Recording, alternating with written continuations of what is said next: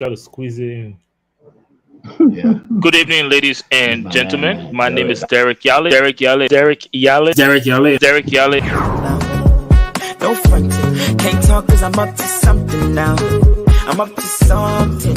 Let it be no fronting. We feature a team of panelists from different political institutions, different political persuasions, and this panel comes with different styles in discussing Can't national talk cause issues. I'm up to something now.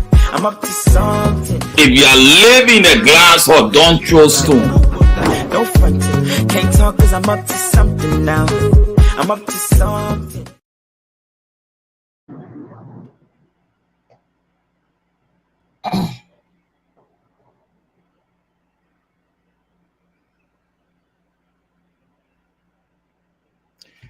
Well, good evening, ladies and gentlemen. Wherever you're joining us from, thank you for joining the Liberia Radio and Television Network again. And as you know, Lrtn is a local media institution based right here in Northeast Philadelphia with an operating office that just recently opened in Liberia.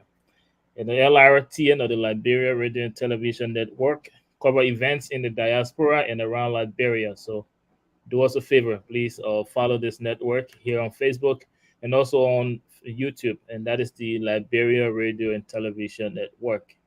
Tonight, LRTN is proud to present to you episode 3, season 4 of the Horizon. And as you know, the Horizon is an opinion based talk show that features a team of panelists from diverse perspectives, political ideologies, and political institutions. And just by way of disclaimer, any opinions and position that will be proffered here on the Horizon is not the official position or opinion of the network. On the Horizon, there's no gimmick, no fluff, just real talk. So please share the program on your Facebook page so that your friends and family may be able to benefit as well. We have a very interesting program coming up for you. Our panelists will be joining us, and you know, my name is Derek Yale, and I'm playing host tonight. And I'm joined by my co-host, Mr. David Tucker. Mr. David Tucker, welcome to yet another episode of the Thank you, Hard. Darren. Thank you, Darren. Thank you very much, Mr. Tucker. And guys, just to give you a highlight of what's coming up on this episode tonight, we will talk about the situation with Jessica Lloyd, the attempted murder on her. We will have our panelists give you the take on that in our current event segment, and also we will get into that Prince Johnson violent threat against the elections being rigged, and also we will get into have our panelists answer this question for you. Are political debates no longer necessary in our elections? Why or why not? With time being fast spent, let me bring you the current event from the diaspora. And I will begin first, and then I will join our my co-host, Mr. Tarper, for the current events in Liberia. Beginning with the umbrella organization of the umbrella organization of every organization here in the Americas. That is the Union of Liberia Associations in the America. Elections that were scheduled for the 16th of this month was canceled, and we have the Elections Commission of ULA here to tell us why that happened and what is the way forward. So, before I go any further, let me introduce the commissioner, the Unions of Liberia Association in the Americas National Elections Commission. Commissioners, let me introduce him to our audience. Guys, before we go any further, please do us a favor. If you're on Facebook, share this program. Make sure you like, subscribe, and also share the program so that your friends and family may be able to benefit from this information. Mr. Barty Tokba, welcome to the Liberia Radio and Television Network, and also welcome to the Azam. Thank you, Derek. Um, Thank you. Mr. Tokwa, let's just get right into it. As was announced to our audience, your last elections this Saturday that was scheduled for last Saturday was canceled. Do you or care to tell our audience why that happened? What happened before that? firstly, let me express on behalf of the union and the commission our thanks and appreciation to LTRN for volunteering, accepting to participate in the debate of the candidates.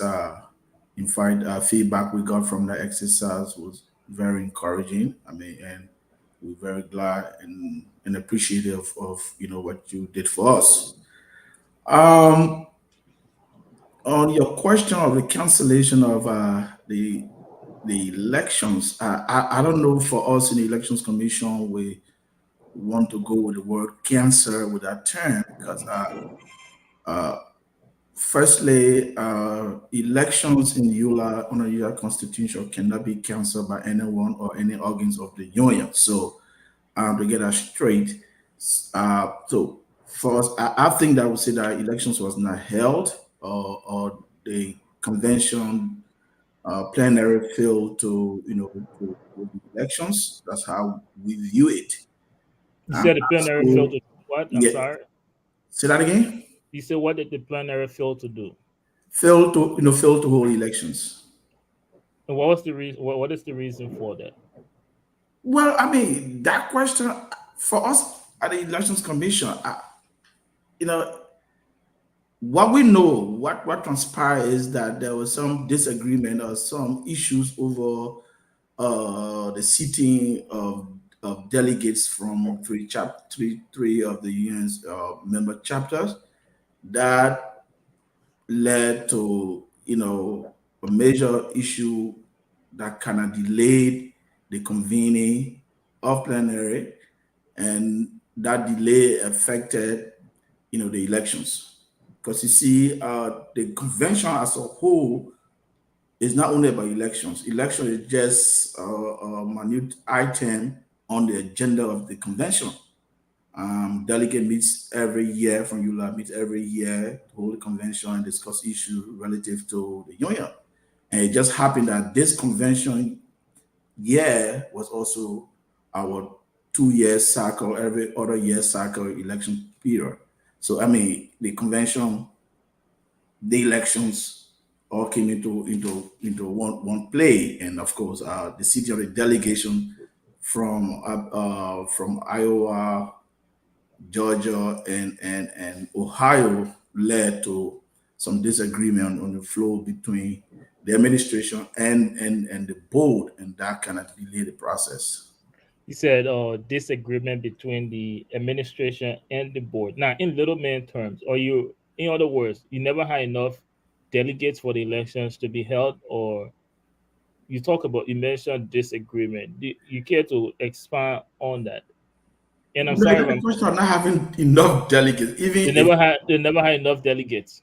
no, it's not a question of not having enough delegates. I mean, Okay. chapter has the right to send how many, I mean, the number of delegates they want. Of course, the constitution of the union Hmm. provides that you can have up the maximum up to 50 delegates Hmm. representing chapter at the union convention. Whether elections year or non-election year, it's 50. So chapter can choose to bring 25, 5, 10, 15. I mean, there's no problem, Okay. Well, let's. Is the election? Do you guys have another day set for the elections to be held on? And uh, where does the organization goes as far as what does the organization stand as far as interim leadership?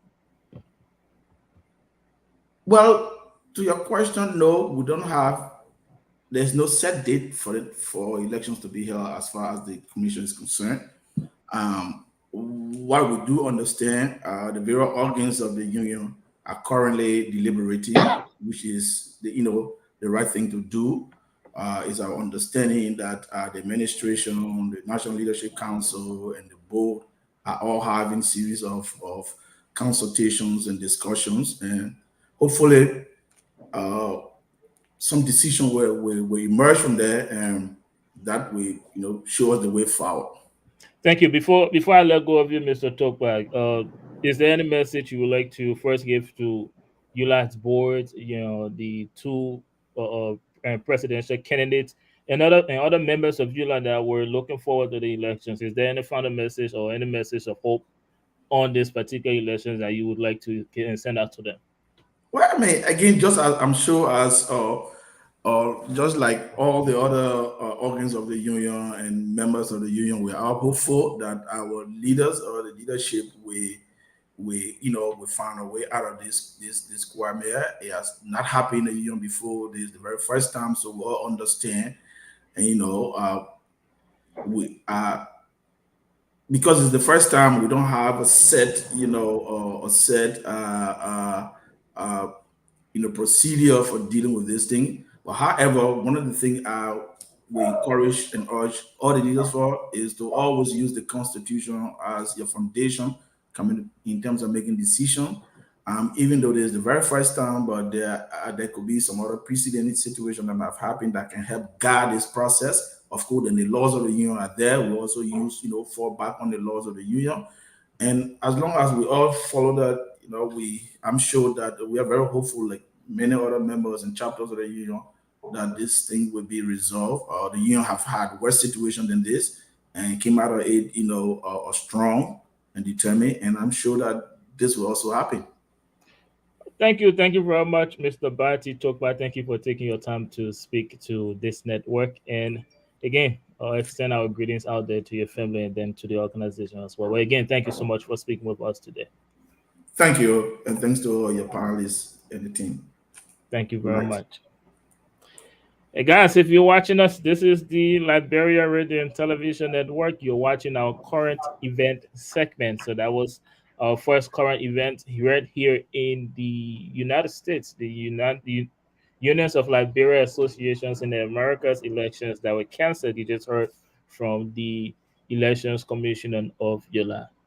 Moving on to our next current event, the current event we have here is that of the United Nations General Assembly. So the 78th sections of the UNGA kick off this week with African leaders taking bold stand for sustainable development. African leader taking bold stand for sustainable development. We had the president of Seychelles, Wavo Ram Kalawan. I'm sorry, Wavo Ram Kalawan. He emphasized that the international community must accelerate joint efforts to make transformative advancement on the sustainable development goals. And also, President Hayes, the president of Namibia, I'm sorry, these names are giving me a hard time. He highlighted his country's efforts in transitioning to green energy, emphasizing its green hydrogen projects and their potential to decarbonize hard to abate sectors. And also, the president of Ghana, he said at the theme of the General Assembly, rebuilding the trust and reuniting global solidarity is an acknowledgement that things are not what they ought to be in our world. And our own president, President George Manuel Weah, he called for unity, resilience, and ambition. He emphasized the need for collective efforts to address the challenges and realize the 2020 agenda and urged bilateral and multilateral collaborations. In his words, he said Liberia's journey is best captured in the spirit of unity, resilience, and ambition. He added, urging the international community that together through collaboration and shared purpose, we can and we must shape a world that upholds the rights and dignity of every individual. Our next current event we have here is that of prompt investigation launched into the death of Afropop star Mobat. The Lagos State government has invited Nigeria's Secret Service Police to participate in the ongoing inquiry into the tragic passing of the Afrobeat sensation Mobat, whose real name was oh, Eliora Aloa Aloba, and I'm sorry if I'm not saying these names right. The 27 years old succumbed to an illness in the Lagos hospital a week ago, sparking widespread speculation about the circumstances surrounding his death. While initial reports suggested that Mobile sought treatment for an infected injury, no official confirmation has been provided, leaving the public in the dark about the precise details. The news of his untimely demise sent shockwaves through his fan base and the music community, resulting in the trending hashtag Justice for Mobile on social media platforms, including Twitter, or now known as X, and Instagram as well. And our last and final current event from here in the diaspora, for that, we'd like to welcome our guest for the night, Ora Yensit, and she will be talking to us about the Philly Fashion Week scheduled to take place on the 24th of this month. Ora Yancy is our guest here to talk about the Philly Fashion Week that is coming up. Good evening. How are you? Can you hear me?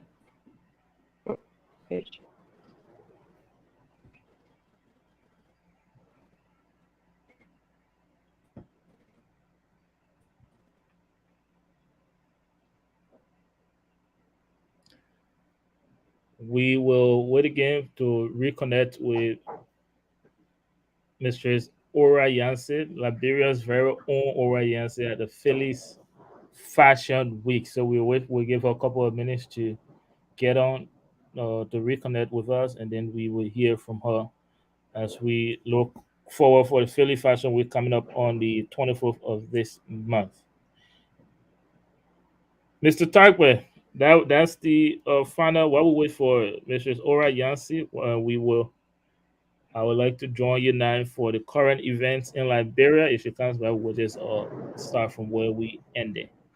So, Derek, good What's evening. going on in Liberia? So, good evening, Derek, and others. As I speak to you, the local media is reporting that Max Kimia, Foreign Minister Max Kimia, who traveled with President Riaz as a member of his delegation to the UN 78th General Assembly, did not attend the opening section of that high-profile meeting, and reasons for his absence still remain unclear. According to the media, quoting multiple sources, Mr.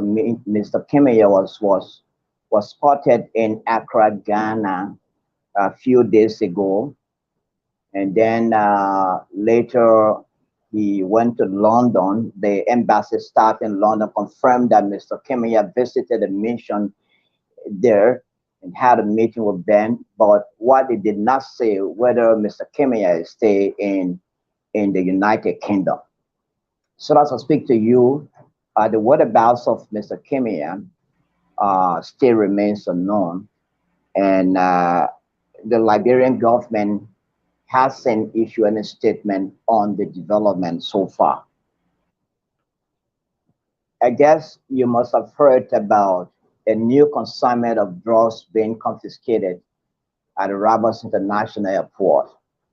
10 boxes of the illicit drugs were brought on board a Kenyan Airways plane that landed at the Roberts International Airport on 8th September. 5 persons have been arrested in connection with that development. And these 5 persons are now being forwarded to court for, for prosecution. Those arrested and sent to court include Ishmael Roberts, Stephen Daniels, Francis Halley, Henry Tiley, and Samuel Freeman. Another suspect is reportedly on the run. Other suspects include Sam Sion. Sam Sion is the cargo agent of the Kenyan Airways in Liberia. Hassan Oman is an importer. He's an importer in Liberia. That is a shipper, and he's among those who are also arrested. Stephen Daniels, who is also an employee, of the Ministry of Postal Affairs in Liberia, is said to be the consigning of the consignment of drugs. And the same Sion mentioned in this story is not the same Sion who is the Deputy Director for Operations at the National Security Agency here in Liberia. Just to make that clarification. And as we speak, the Economic Community of West African States, ECOWAS, is holding a 4-day experience sharing engagement with Liberian security forces to enhance electoral security and integrity. ECOWAS Directorate of Political Affairs, Peace, and Security is holding the 4-day experience sharing engagement in collaboration with the Office of the President of the ECOWAS Commission in Liberia. The experience sharing engagement is designed to strengthen and complement the efforts of the police and other sister security agencies involved in electoral security management. Derek, those are the trending developments so far in Liberia. Thank you very much, Mr. Tarkman. Now, I was drawn to the development that concerns the foreign minister, Mr. Kamaya. You said his whereabouts is unknown, and you mentioned that he did not travel with the president. He did travel with the president. He He did did travel travel. with the president. Yeah, he was, as far as the concerned, he's among senior officials of government that was on the president's delegation. So he arrive with the president in New York for the Well, UNGA? that is what we don't know. And had he arrived there, in my view, he would have been at the opening section of the UN meeting there. But reports coming from there and quote and are reported by the local media here, specifically the New Democrat newspaper, is suggesting that Mr. Kemia did not attend the opening session. And as you've heard in the news, in the trending developments I given you the last time, according to the local media here, he was spotted in Ghana, in the Ghanaian capital Accra, and then later on he visited the Liberian embassy in London and had a meeting, according to Abu Jaja, who is one of the officials there at the embassy in London, who has confirmed that Mr. Kemia visited them at the embassy, had a meeting with them, and then but he did not say whether Mr. Kemia still remains in the UK. But as I speak to you, uh, Mr. Kemia whereabouts, according to the media, is still unknown. Whether he has arrived now in New York at the meeting of the UN meeting is what still is being talked about here in Liberia. So yeah, thank you, Mr. Tarquez. Just continuing on that, don't the Minister of Information do a regular press briefing? Um, Well, the Ministry of Information has always briefed the press on a regular basis, most especially on Thursdays. is that on Uh, Thursday only? yeah, Thursdays only. Thursday, well, no, and yeah, Thursday in every So week. The minister, they didn't the say minute, anything about so the. the Minister of Information did not say anything, regarding this latest development, and there hasn't been any official statement from the Ministry of State or from the Ministry of Foreign Affairs on on the whereabouts of Mr. Kemia, All right, thank you very as much. as as far as I do know. Thank you very much, Mr. Tarquez, for that splendid reporting coming out of Liberia. At this time, let's introduce let's check with our production team to see if we have Mrs. Ora Yanse from the Phillies Fashion Week. If not, we can welcome our panelists for this episode and then take a break. Uh, Mr. Jai Winkin, welcome to episode 3, season 4 of the Hazard. Derek, thank you. My own man, David. Hi, it's Marovia there. Yeah, Welcome, Maria, Rizal. Maria is cool, Jamaican. Mr. Jai Winkin, for our current event discussion today, David, can you give us information on the attempted murder of Jessica Lloyd? Because that should be our current event discussion today. Yes, regarding I'm just sorry. Have you been following that development, Mr. Weir? Yes, I follow. I did follow. I listened to some of the explanation by Go ahead. the Okay, I'm sorry. Go ahead, David. yeah, Lucas Roberts and Jessica, the story is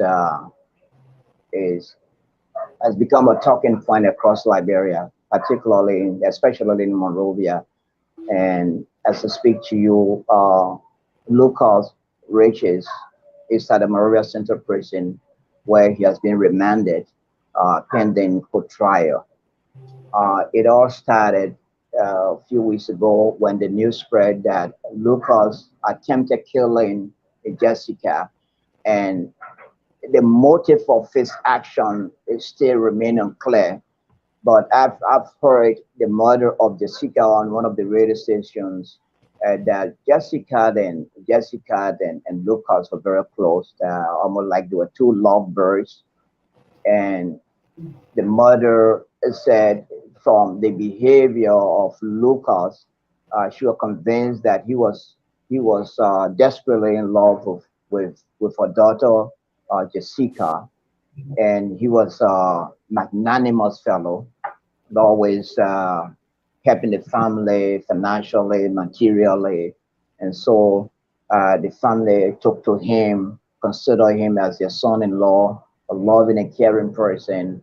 And then all of a sudden, the incident occurred when he'd attempted to kill Jessica, and by now Jessica would have been a dead body had some tricycle riders, commercial tricycle riders, or that we call keke in Liberia, had not arrived on the scene to have stopped Lucas from killing Jessica.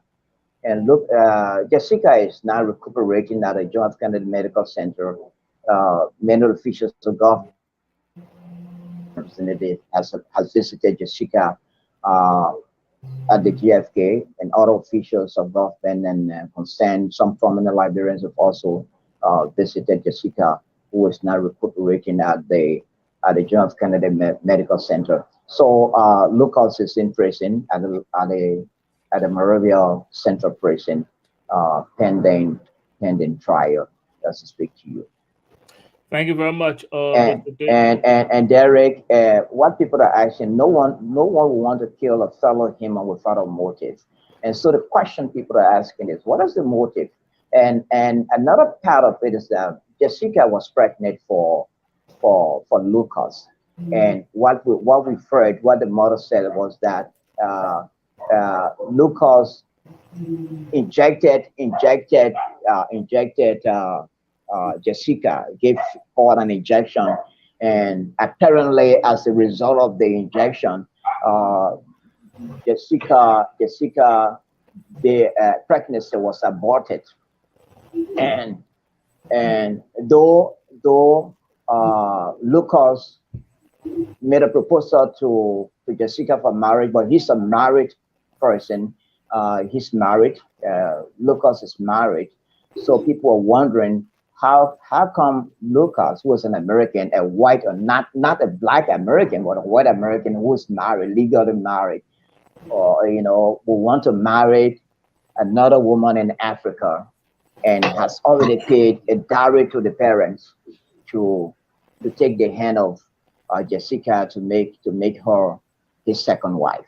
So far, this is what I do know. Thank you very much, Mr. Tegbe. Our guest panelist has joined us. Let me take this opportunity to welcome him. Welcome to episode 3, season 4 of the Horizon, and this is the Liberia Radio and Television Network. I don't see a name on the screen, so if you don't mind, can you state your name for us? I'm sorry. Well, my name is Stephen Freeman, and maybe it's due to some technical difficulty, but my name was actually typed in. But that's besides the point. Yeah, I think it's the format Right. we used to put up for us on here. I think Okay. it's not displaying the name. But anyways, welcome to the Horizon. We're talking about the situation on the attempted murder of Jessica Lloyd. Before I come back to you, let me take my panelists here, Mr. Jai Winking Weir. What do you think about this entire development, Mr. Weir? Well, the thing is, that reminds me of the kind of situation our people face with in Liberia, in Africa as a whole. That whenever anyone travels out of the country, especially from the United States, they believe is that if you were to befriend a person, then it's a hard luck for you. With respect to Lucas, I know there are a lot of things that happen in the United States. United States does not allow any man marrying to more than one wife, none that I know of, except for the LDF that used to practice that, and the American government or track them down for such. From what I also understand is that Lucas is a Native American. For many people who do not know about Native American, their lifestyle is like they live like Africans. It is unfortunate that if anybody goes to Africa, white or black, people think that they are rich or they are so different. But from the work I do, most of my clients are Native Americans. They are very poor. Most of them are very poor, like people in Africa, even though here in their communities, they are most of them are surviving on food stamp. They are on a reservation. Some of them don't even have cell phones to be very specific. All of these things, it is government that pay for those that most of them in the reservation camp that pay the government pay for their phone bills, other stuff. I just wanted to clarify that our people in Liberia, especially girls, should be very careful about being really swayed because of somebody coming from the United States or elsewhere. It is not everybody in the United States is okay. Most people in Liberia, in Africa, are living better life than other people in the United States. I just wanted to clear that part first. But as I listened to the mother of the girl, Jessica, about the engagement, that was very pathetic. But again, what I have to say in this matter, I don't want to go into, I don't know the details of the intent, even though I listened to the guy who rescued, I listened to the girl herself about how they planned to marry, how she was taken to the clinic, she was injected, and somebody have to twist them, see what was happening because they got different places, and her mind never went there. And it is very difficult to talk about because it doesn't make sense to anybody who is sound to want to slaughter somebody you sleep with, whether white or black. Especially so someone who is carrying a child. Here in America, it is common. Very, you know that. I know people kill for common in the United States. In Liberia or in Africa, is we don't have that kind of culture. But what I can say in the whole episode, in the whole situation, is that for girls in Liberia, in Africa as a whole, you don't see anybody who comes from America being white or black. It doesn't mean they are living better life than you do. He Even though wasn't. He we are wasn't. struggling He in Liberia. wasn't, Mr. Weir. He wasn't just an ordinary person coming from America, though. He was a missionary. He almost like someone that you can trust. He carry out works for the for as a missionary in Liberia. I'm That, not. that, I'm not. I'm not trying to dispute that, what that, you're that was saying, that though. was why I'll bring about the story of the LDF in America. LDF, you know that LDF. Mhm. How do we call them? Letter descent. So there's a letter descent called the LDF. They had a practice here in the United States where their leaders were sleeping with the mother, the daughters, whoever born in that particular arrangement. Mm. All the women were the wife of that particular leader. Mr. And that, Mr. but Hold your thought. Let me take Mr. Collins. Can I call you that? Is it what's your full name again? Are you referring to me now? Yes, I'm referring to Yeah, you, my name is Stephen Freeman. Stephen Freeman.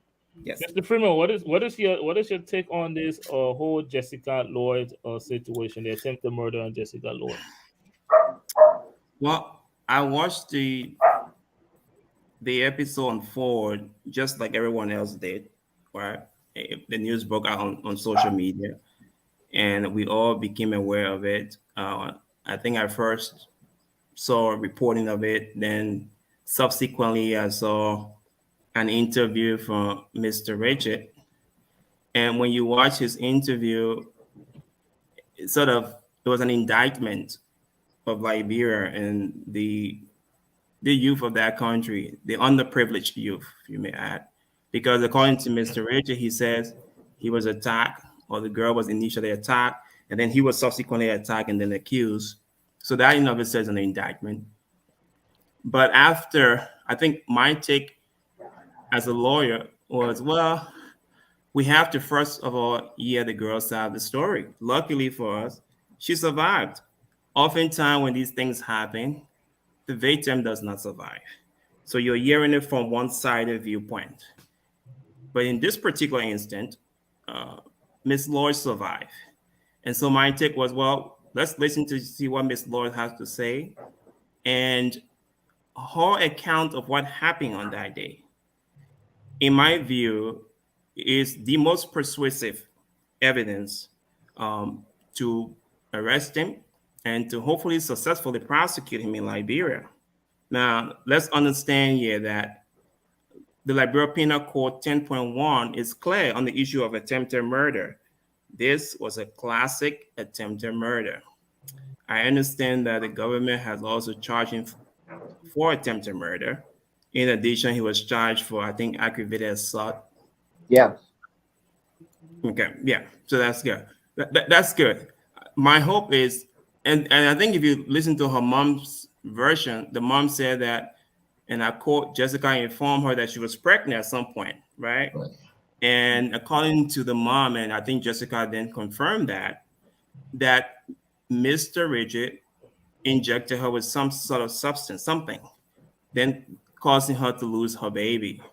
So I'm concerned as to why the government, perhaps it's still early in the game, they're still trying to do some of their preliminary investigation, but the government have to bring some form of charge for murder.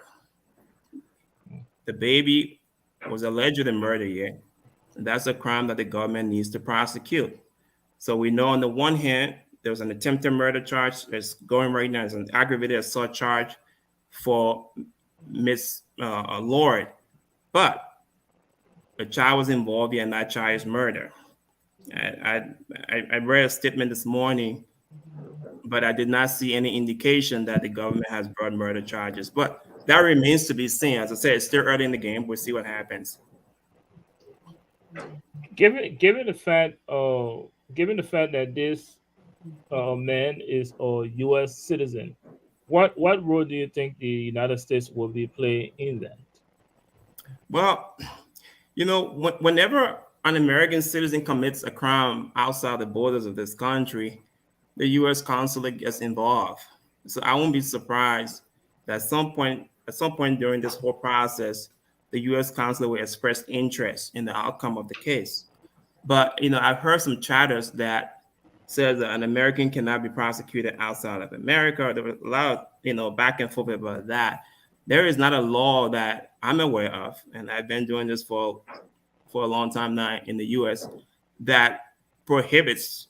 There's no law Congress has passed that prohibits American citizens who have allegedly committed crimes outside America from being prosecuted. I take that further. Even assuming Liberia is unsuccessful in prosecuting him and convicting him, there is no law precluding America from prosecuting him here for the same offense. Our hope is the Liberian justice system can do right by Ms. Lord and successfully prosecute Mr. Richard. But yeah, I mean, we'll see how this goes. But should Mr. Lloyd, Mr. Richard become acquitted, he could potentially be prosecuted in America for his crime as well. Yeah, do you think the United, and this is just from a social media conversation. Do you think the United States can push for or prisoner exchange, and what is the process that will be involved? Would the government of Liberia be open to that? No, well, without speculating, okay, without Right. speculating, I think ultimately what everyone wants to see there is a fair process. This man, there's a presumption of innocent, okay, so he's presumed innocent. I think what the U.S. might be more interested in is whether or not he is available to a fair process. And by fair process, I mean that there's a jury of his peers, that he's assigned counsel. If he cannot afford one, that the state appoint him counsel. That a fair process goes on. Now, as to whether or not the U.S. might begin some form of discussion about prisoner exchange, uh, that sort of things usually happen maybe in the communist Russia or Iran or something of that sort. It's not outside of the realm of possibility here, but I, I wouldn't bet on that. As long as there is a fair process, we believe that Mr. Richard should be prosecuted successfully in Liberia and serve his term in Liberia. That's what And the Mr. Stevens, Derek, can I ask you a question? Sure. Sure. Go yes. Yeah, ahead. Mr. Stevens, what is the issue of extradition? I was talking to some lawyers or legal luminaries here in Liberia, Mhm. wondering whether there is some extradition treaty between Liberia and the United States. You like to talk about that? Well, given Liberia and America historic relationship, there is definitely an extradition treaty. Um, Now, as to whether he might be extradited to America, if his crime was committed, oftentimes when you're thinking about extradition, it happened within the context of someone committing a crime in a particular jurisdiction, and then that person then subsequently flees that jurisdiction into someone else. The interest of the government, in this case, will be the U.S. government, if the crime was committed here, would be to bring him back to face prosecution in America. In this particular instance, though, the crime was committed in Liberia. Okay, so there will be no reason for extradition here. Venue lies in Liberia. That's where the crime occurred. I don't foresee a situation where they would extradite him here for prosecution. Now, as I said earlier, if for any reason he is acquitted in Liberia, okay, the Liberian government is unable to prosecute him successfully and gain a conviction, he then returns to America as a free man. The U.S. nothing precludes the U.S. from pursuing criminal charges against him. Some might say, well, what about double jeopardy? The whole idea of double jeopardy will not apply either because the crime was prosecuted in a different jurisdiction, i.e., in Liberia. And so, therefore, the U.S. still reserved the right to prosecute him here for his crime. Thank you very much, Mr. Weir. Do you have any question for our guest? And no, I wanted to say what he's saying about the question you asked. I wanted to comment about that, about the extradition. I think usually such thing applies. I don't think it is done in the criminal case of this sort. Even though I'm not a lawyer, um, there is nothing really that to say this guy was not on a U.S. mission that the Liberian government wanted to incriminate for political reason, or these are the kind of people they can do that for. But with respect to prosecuting him in the United States, I will agree because I can give Chucky Taylor as an example. Chucky Taylor, who is now serving 99 years in prison here in the United States, committed crimes in Liberia.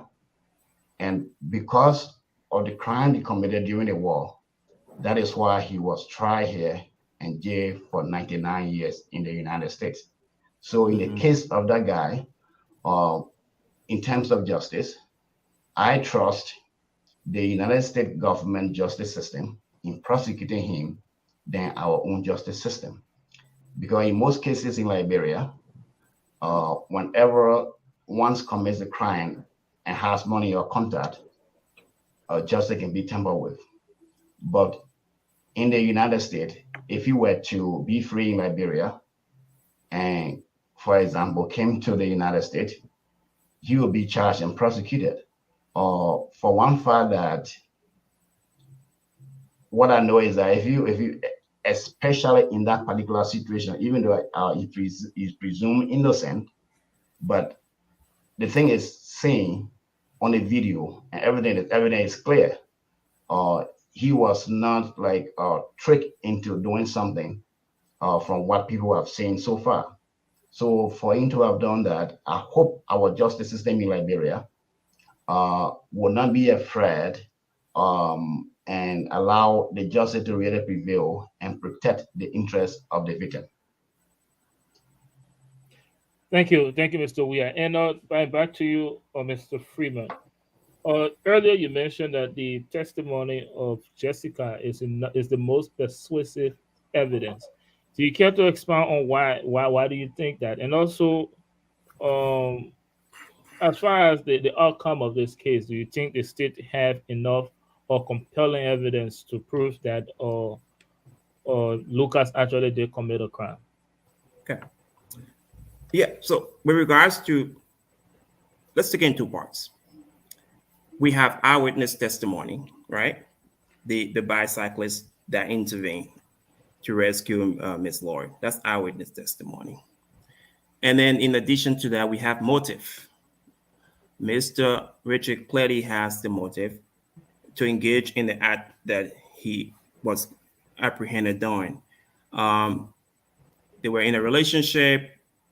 He's according to her, took out her pregnancy, and then he decided to finish the job to leave. Now, all of that comes together in Ms. Lord's statement in her account. She succinctly, and I think in a way that any prosecution will want to use as a star witness, she succinctly explained from the beginning to the end. It gives anyone, in this case, a juror, for example, an impression of what was in the mind of Mr. Richard on that day. So when I say it's the most persuasive evidence, she is the victim. This victim survived. Uh, she has absolutely no reason to lie on him. Now, in the court of law, for a criminal conviction, you need reasonable doubt, right? Um, all that the prosecution has to show that is that he had a motive. Okay, there's eyewitness testimony, there's a victim testimony, and he is in fact the only suspect. Now I understand that he tried to pin it on someone else. He said the Okada, the Zogos attacked him and all of that, but that has been disputed by the victim herself. The victim is very lucid. There is no ambiguity in her statement about what happened. So that to me is the most persuasive. And any jury listening to Ms. Lord would be convinced that, in fact, this man, this suspect, this defendant actually committed a crime. Ultimately, it's up to the jury to decide his guilt or innocent. My hope is that the jury in Liberia is going to do justice by this woman and give this man what he deserves. Thank you very much, Mr. Bishop Hager. I'm sorry. Let's welcome Bishop Hager to the show. We are in our current event segment, and we are talking about the attempted murder on the person of Jessica Lord. What is your take on that? I know you just joined up, but let me give you the opportunity to give a take on that incident. Bishop Hager. Thank you so much, Mr. Moderator, Mr. Lawyer. Thank you so much, my friend and brother. God bless you. It's unfortunate. It's just a sad state of affair in Liberia, considering I heard that this guy in question is a missionary, someone that went to provide moral guidance, spiritual values to our people. Missionaries are always being regarded with high esteem in Liberia based on the fact that they come to render help to our country. We need all the help in terms of missionary providing education, health services, and the social services to our people. Uh, his story, when I look at it, there's no other suspect besides him. He has a relationship with this girl, so it could be a crime of passion. We don't know exactly. I've heard that he's married yet. Maybe you are trying to eliminate this girl just to save his marriage. Who knows? So it's unfortunate. It's just heartbroken, especially just bring spiritual authority or spiritual value, or those are all in the spiritual business, they just bring her on a more scrutiny because the out of that man is Right. unacceptable. Very, if it is true, I believe he's going to go to court and they're going to find him guilty. But the allegation is very strong. The evidence are looking very strong, convincing. It's very sad. It's a sad day for us as spiritual people in Liberia. Yeah. Thank you very much, Bishop Hagan. Let me come back to you, Mr. Freeman. I have two questions again. I'm sorry. On the issue of abortion, you mentioned that the government should include or murder charge because we learned that he did inject her to have the baby killed. And wouldn't that be under abortion? Can you explain the relation between that murder and abortion? I know that the Liberian law is against abortion. Can you expand more Well, on that? Go ahead.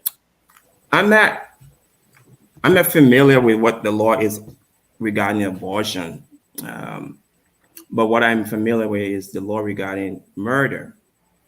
Um, Anyone listening to Miss Lord, anyone looking at the entire story, can conclude that he deliberate, his act was intentional, it was premeditated, it was deliberated, and he then subsequently executed it. That is what you need for at least a minimum, a second degree murder charge. Now, whether or not Liberia, separates it into different degrees of murder, the fact is the Liberian law is clear on what constitutes murder. And even though this baby was unborn, um, unless you're saying, well, there's an argument I don't want to go into about whether or not the fetus became a human being. At what point does the fetus become a human being? But the fact is, she was pregnant. She says that he injected her and she lost her baby. That to me is classic definition of murder. If that were to happen here, for example, if two persons were involved in a fight and another person hit a pregnant woman in the stomach and the baby subsequently dies, that's murder. You've committed murder. It could be a second degree murder. It could be a manslaughter. But the fact is, you should be charged for some sort of murder. Thank you. Before I ask my next question, let me welcome Mr. Mawolo. Welcome to episode 3, season 4 of the Hazan. Thank you. Good evening to all of you. Yes, good evening to you as well. But, We have our guest panelists here to talk on the attempted murder of Jessica Lord, and I will come to you. I'll come to you, Mr. Mawolo, after I ask him this next question. Mr. Freeman, uh, now this is hypothetical. If Lucas is found guilty of these charges, attempted murder, aggravated assault, how long, or what would be the penalty for him, from your legal knowledge? Well, that is something that is we have to look at what this. I don't know what Liberia deals with sentencing guidelines, but oftentimes the statute prescribes uh, penalties for a specific crime. I'm not sure what the law is on Liberia in terms of how long this man can be sent to prison or incarcerated for. But I believe there is a statute on that, and when that time comes, I think the focus should be whether or not we can successfully prosecute him. And if we can do that, there is a statute, there's a provision in place to determine how long he's sent away for. But when you say whether we can successfully prosecute him, what do you mean? Here's what I mean. I'm cautiously optimistic. And the reason is that, and I think I wrote that in the post when this incident initially occurred, there had been instances where in Liberia, um, one would say there was clear evidence of wrongdoing. That's what I'm And saying. unfortunately, the state could not successfully prosecute. A classic example is what happened involving the drug incident, where um, the, the clear evidence, however, the state was unsuccessful in prosecuting those guys. So I'm cautiously optimistic because there is insurmountable evidence here that this man committed a criminal act. My hope is that the Ministry of Justice and their lawyers can successfully prosecute him. That remains to be seen given the past history of the Liberian government. What do you think could cause the state to be unsuccessful in prosecuting him, given all of the evidence you just made reference to? A lot of factors that go into prosecuting people, right? The first thing is that you have to, identify who the suspect is, then make an arrest. And then, of course, you have to dedicate the resources and the necessary resources to successfully prosecute. And by that, I mean, you have the lawyers have what they need to go to court. The lawyers have the evidence, they have the witness. You got to make sure the witness is not being intimidated. You got to make sure in the case of Liberia that the jury, Liberia, the jury have a reputation of going to lawyers' offices at the end of the trial.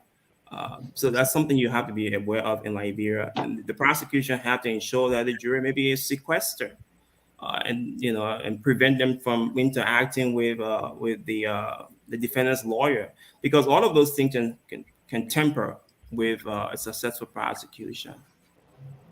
Thank you. Thank you very much. Now let me come to you, Mr. J. Maolo. And guys, if you have question for our guest here tonight, you can feel free to interrupt me at any point in time and ask your question. Mr. Maolo, give us your take on this attempted murder involving Miss Jessica Lloyd. Well, good evening again to all of you, and good to be here and good to see all of you. The issue with Jessica and what his name, Lucas. Lucas, is look. This is why we need a better country. That case, from what I see and what I know, they're going to let that guy go with the excuse that the American embassy intervened. But listen, when we do anything in this country, we get penalized according to the laws, especially when it comes to murder. This guy, I mean, if we take her word, and that's two people against one now, or more than two people against one. The guy who was watching him and the lady who was the victim of him said he tried to kill her. He said car hit her, then motorcycle hit her. Listen, what we will have to do, or this guy will walk, is that they will have to put in the resources to have proper testing done on her. First of all, to know what kind of drug he injected her with, what kind of tablet he gave her whilst they were in the car, and his DNA on her body. I mean, that's his girlfriend, so it's evident that he could have DNA on her. But the evidence of the knife and the wound on her neck, you got to have forensic investigators who know what they're doing to compile those information to be able to make a case against that guy. Because the Americans, when their people are out there, when they get in trouble, they stand for them. And if the country is not strong enough to stand its ground, they will always get off. So this guy is being, sponsored by a church who don't seem to see what he has done, because on their Facebook page they said he was attacked by some robbers who tried to take money from him. So you know that they're going to support, they're going to find the best lawyers they can find and pay them whatever they ask. Correct. That's what I was saying. Yeah. In a country like ours, I don't know. Money is like God. These people got no morals. They got no principle. They will do anything. And unless you can find somebody who will stand their ground and say they're not taking one step because it involves the life of a Liberian citizen, I'm not too sure anything will come out of this. Like the three missing boys, like the auditors, like the everything else, nothing comes out of it. Thank you, thank you, Mr. Mawula. Mr. Jawangin, do you have something to add? Oh yeah, Derek. That's what I said earlier. Like, it's so sad that even if you were in Liberia right now, anything happens to you, if the police comes around, they want you to pay their fare, buy gasoline to go and effect the arrest. Even to keep a man imprisoned, they want you to provide the money. Everything, our justice system wants you to provide money. That little girl who was a victim and the family, I don't know, all the things that the experts talk about, the DNA, the forensic, all this stuff, the government may not likely provide the money. So that means the victim and her lawyer or family may be in the position to be responsible for that. And if that were to happen, this guy will have a good lawyer, well paid. Then, of course, he can go scot free. Like what they are bidding now is about using the idea that he was attacked by honorable for money. And that, if we don't get strong team, then of course it will just be a hard luck for Jessica. Thank God that she didn't die. So that's the only thing that Liberian people will say about her. That's what I have to say. Thank you very much, Mr. Freeman. Do you have any response to that from what you just heard? I agree with the sentiments, and unfortunately, that's the culture of impunity we have in Liberia, and the culture of the lack, the impoverishment of our people. Um, I spoke with a very renowned lawyer in Liberia a few days ago, 2 days ago, and I don't think he mind me calling his name on this show. I spoke to Councillor Gonglo, and I would just say for the record, he is willing to provide some sort of legal guidance to the family. He told me he's going to have his men reach out to Miss Laura and her family, because the fact is, yes, this is a criminal case. It's being prosecuted by the state. Notwithstanding, Ms. Laws and her family need legal counsel to ensure that the Liberian government does the right thing, to ensure that the government secure the necessary funding and put the necessary pressure on the government to ensure that the government assign their best lawyers to this matter. This is a matter of international concern. It involves an American citizen. We cannot, ignore that fact. The fact is, he has resources. He has a church here. I know the church is trying to distance themselves from him now for obvious reasons. But the fact is, he has resources. He could hire any lawyer in Liberia, and and that lawyer might be able to get an acquittal. But let's remain optimistic.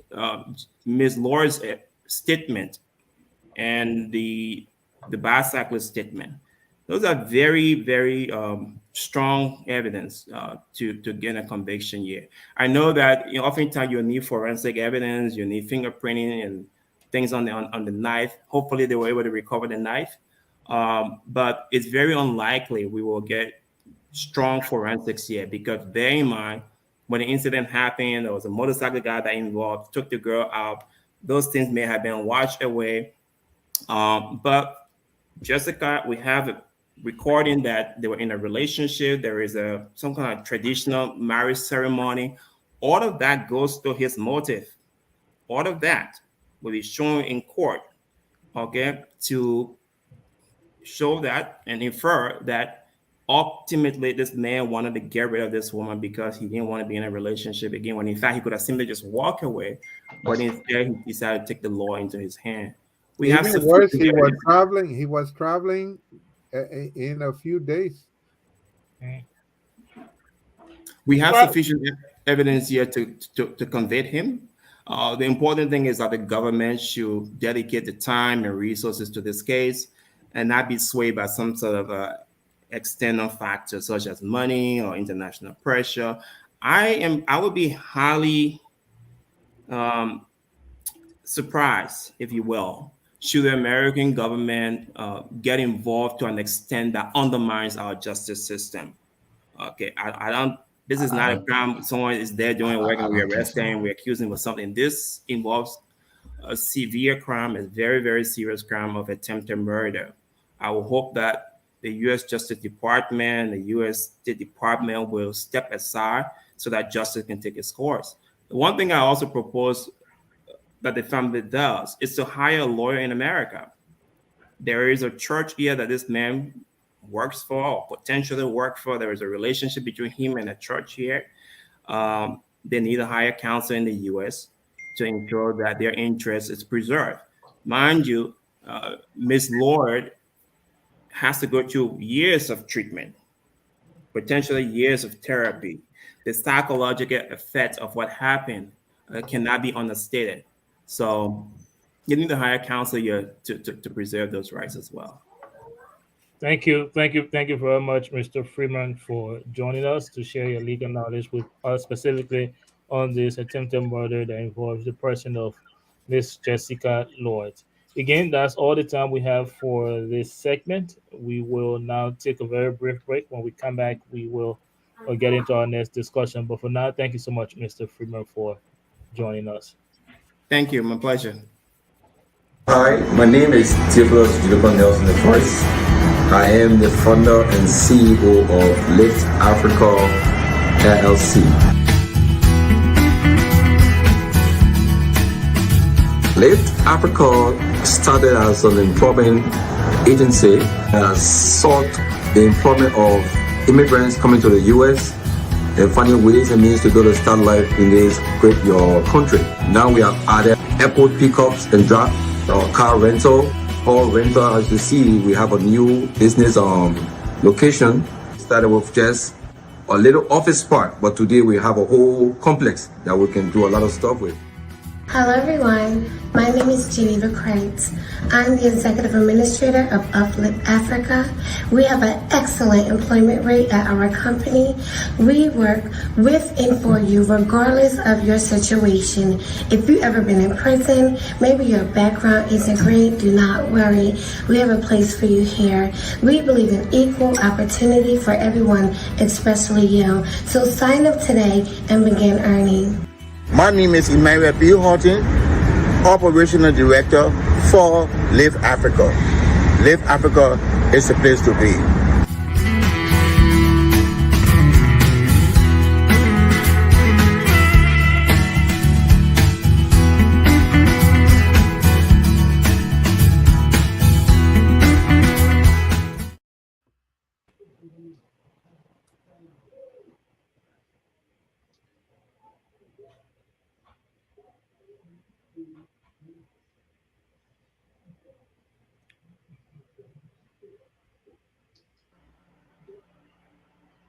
We're ready to go. Welcome back, ladies and gentlemen.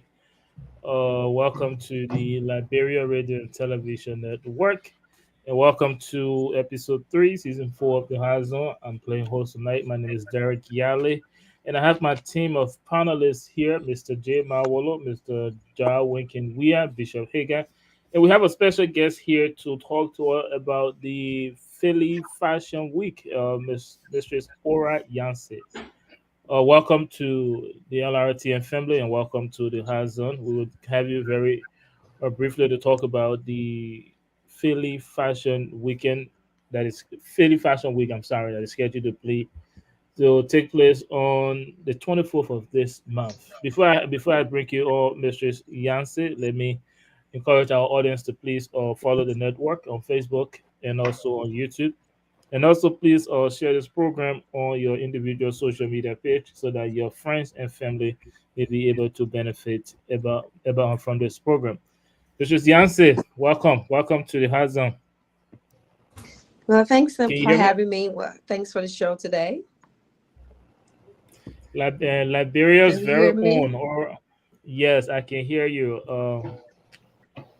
Talk to us about this Philly Fashion Week. What is it? What is it going to be about?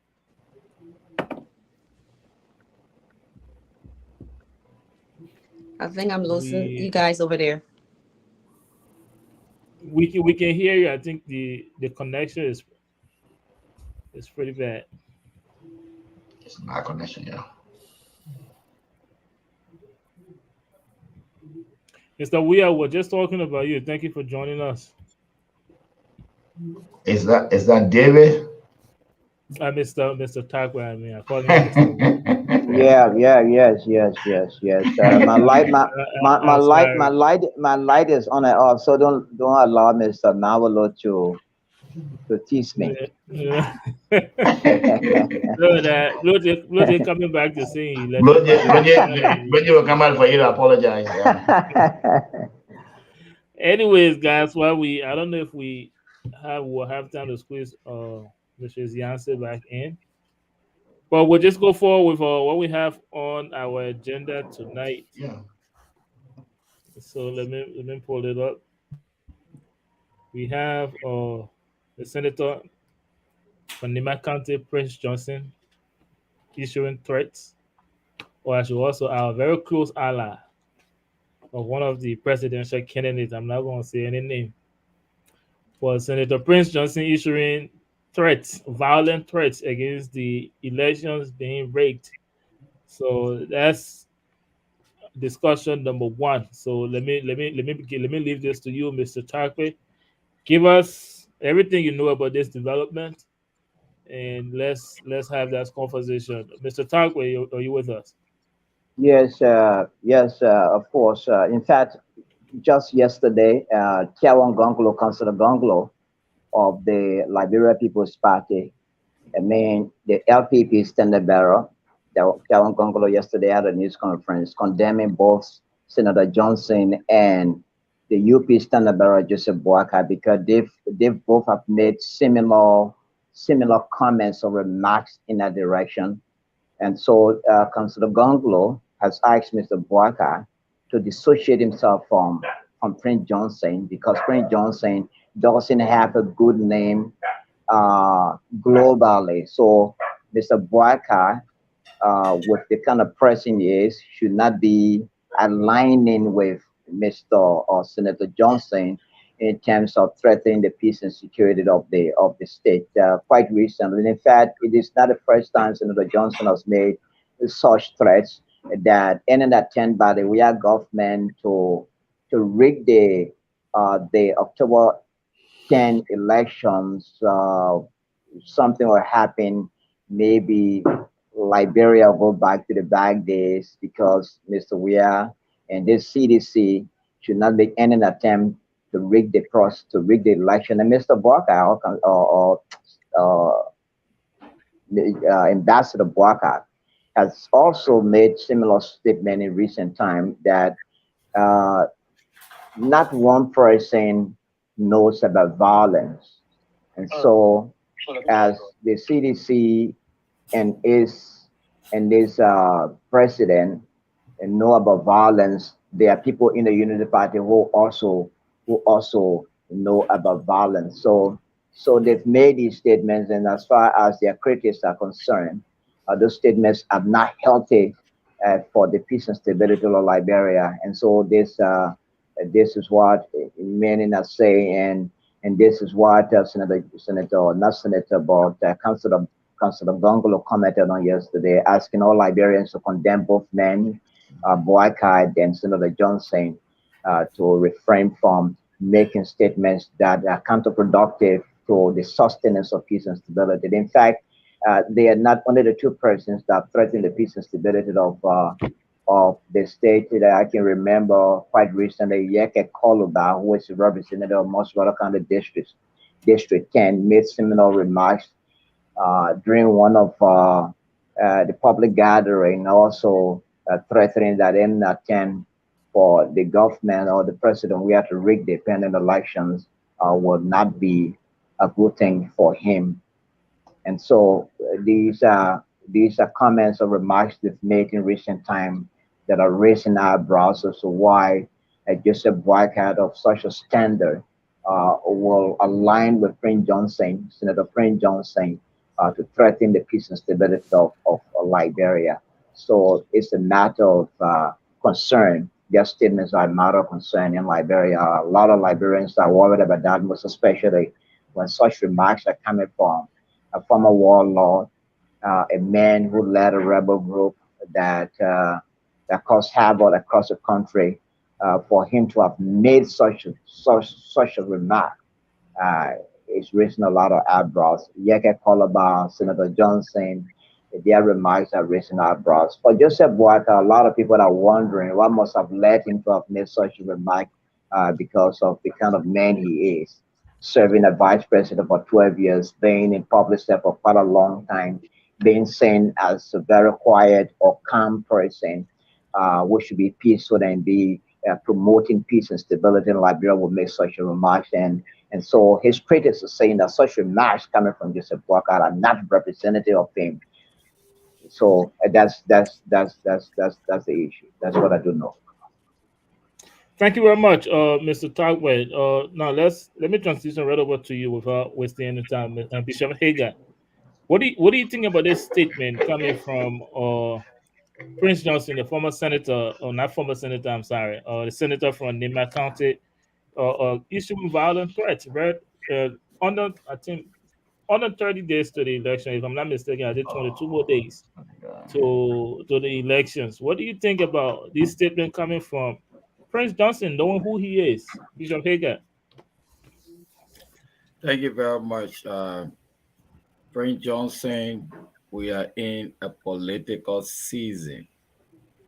I want you to go back there and don't be exaggerating. David, I'm a little disappointed in your analysis that we are in a political season and political statements are protected. Even within America, there are so many times uh, opposition of opponent of the government have said things uh, expressing that dissatisfaction if elections are not conducted freely and fairly. Let it be very clear, Prince Johnson is not threatening war in Liberia. Prince Johnson is only warning the government that if they attempt to steal the election, to rig the election, the Liberian people overwhelmingly going to reject any attempt by this criminal George cartel of George Weah. I am on record here to tell you tonight the Liberian people are tired of any attempt by this government to rig the election will have consequences that will be unimaginable. So let them know it is not a statement of violence. Liberians are tired with this George Weah government, and every one of us know that the rating is on the wall, and they know that they're going to lose the election. Any attempt by Weah and his crony to rig the election will have enormous consequences. It is not a statement of violence. Please, Liberians need to be mature. We are in political season everywhere in the world. Let David's a journalist. What happened in Sierra Leone? Sierra Leone recently, the people made similar statement. Doesn't mean the Sierra Leone going to war. It happened in Guinea. It happened in Senegal. It happened in Ivory Coast. It happened in Ghana. People expresses their political view. Government, please do not regulate. Don't attempt. If you attempt, don't forget we went to war in Liberia because of rigged election in 1985. Samuel Doe lost the election to Jackson Doe. And we can sit there and deny the fact that when government try to impose their will on the people, it has enormous consequences. So Prince Johnson's statement is a political statement and it's protected. It's not war. It's not the men have gone into a country right now and mobilize as a rebel group to come. Let's David to know you were there when people were saying when Henry Costa was going to have his march on June the 7th, I don't know what. People were saying the men were going to bring war and what have you. There were political statements made, oh, the government misinterpreted all kinds of things. We're in political season. So any statement, political statement, they are protected. We're not going back to war. Nobody going to go back to war.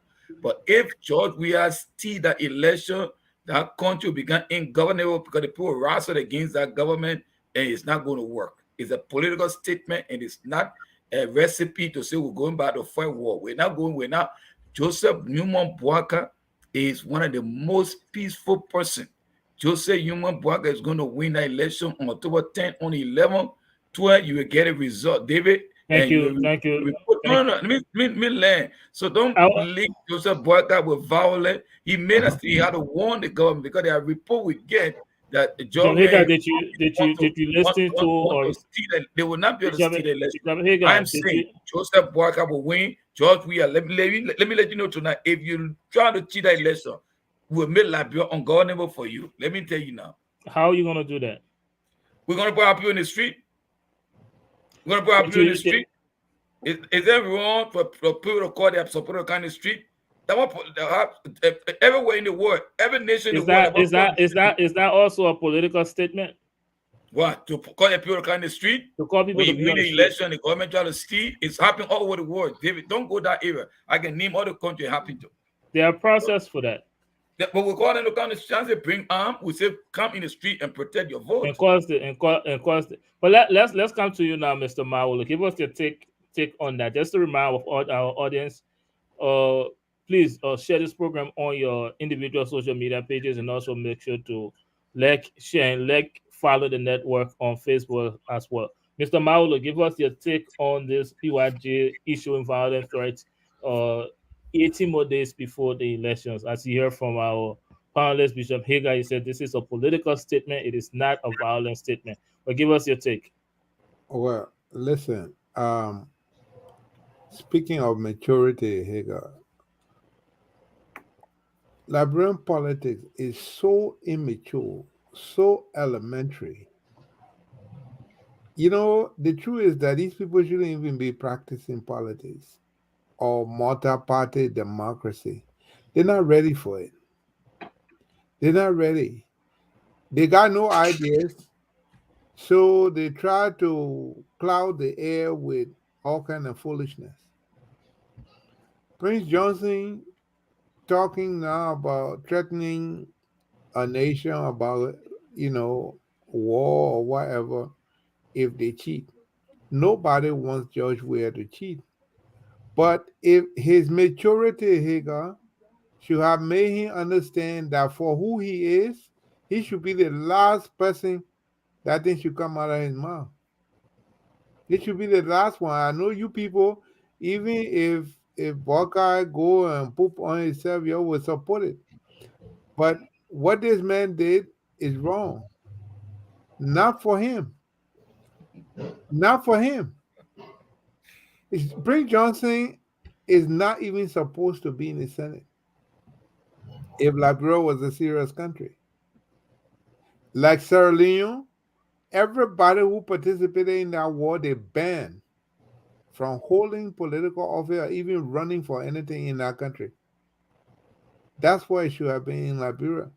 But we're so unserious in this country. We're so unserious.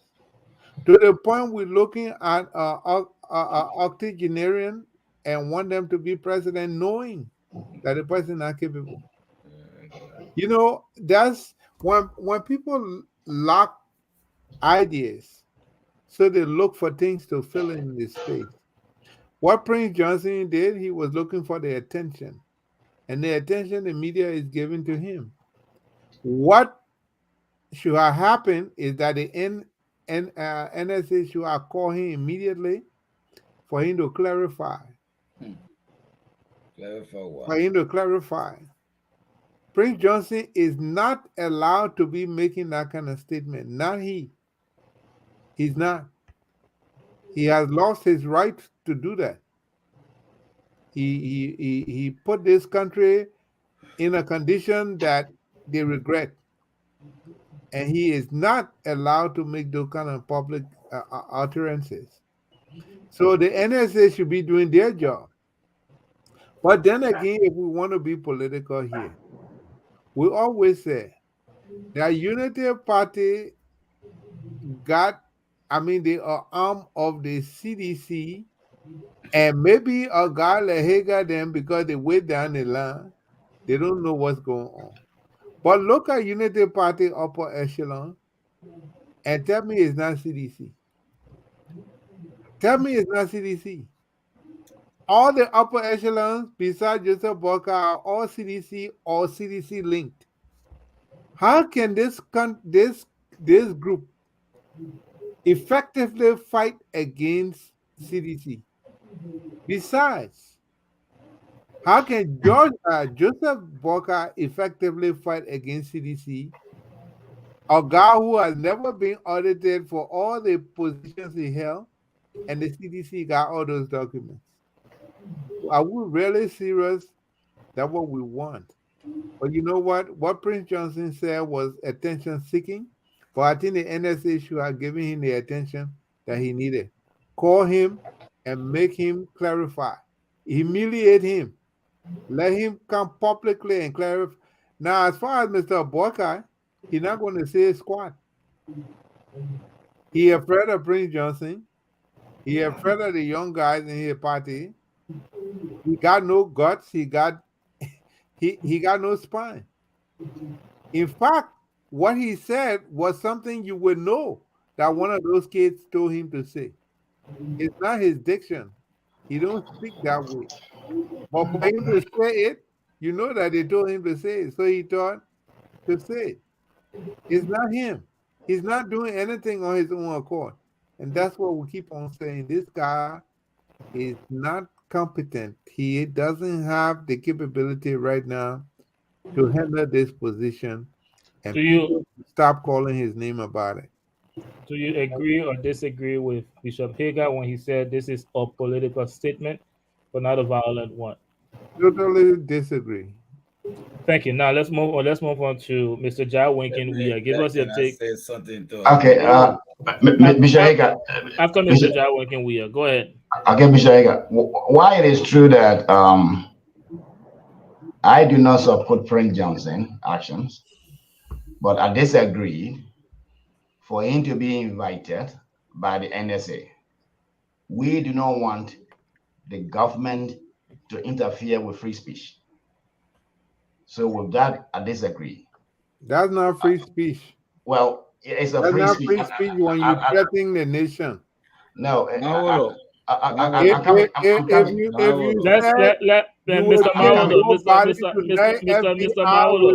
Mawolo, let's protect Mr. William. I'm coming. I'll give you the opportunity to reply. Besides, I learned that I listened to Dara DeLong yesterday too as well. For him, it did not issue a threat on Spoon TV yesterday. Well, the issue was they were discussing about up to this point, the Election Commission has not published the listing of eligible voters that was supposed to have been done a month ago, within a month, according to the guidelines. And the other thing he spoke about was there is another issue in Grand Judah where a sedition was caught and arrested with some printed ballot ballots. It wasn't proven. That was DeLong. Based on that, DeLong claimed 22nd tomorrow, he was going to lead a team of Liberians to march to the offices of the Election Commission for the releasing of the listing of the eligible voters. That's another. I don't want to bring that out. So I think some of these statements from Johnson and all of these people are stemming from what is going on with our election commission not being transparent. I totally disagreed that anybody should threaten the peaceful administration of our elections in Liberia. We have had experience with Samuel Doe in 1985 when it was clear that Kubuli Yoko, that was Samuel how they call the guy, Samuel Ebdo of Nimba, won that election in 1985. We do not want that to happen. I have said it over and over. But the sequence of events in Liberia should be concerning to all Liberians for all of us to have a peaceful and transparent elections. Whether we are for a particular person or not, Liberia first.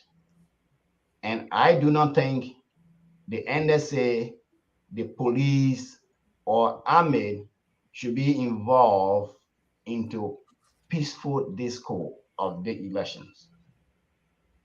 Here in the United States, people may even worse threat more than that about electioneering. That is a fact.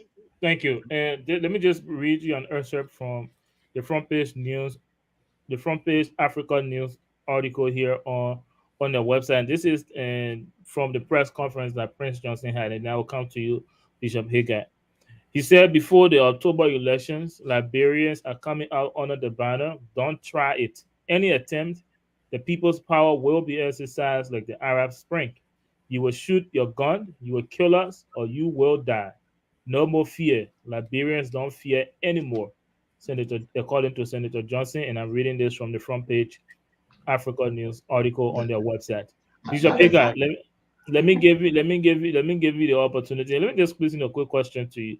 Would you be saying this is a political statement if you weren't supporting the United Party ticket that is allied with Prince Johnson? And then you can rebuttal to Mr. Maulo. Yeah, I will be saying that even if I was supporting Alexander Cummings. Alexander Cummings is a surrogate of the CDC. So Alexander Cummings came into this opposition to divide the vote so that the CDC can win, but the plan was exposed.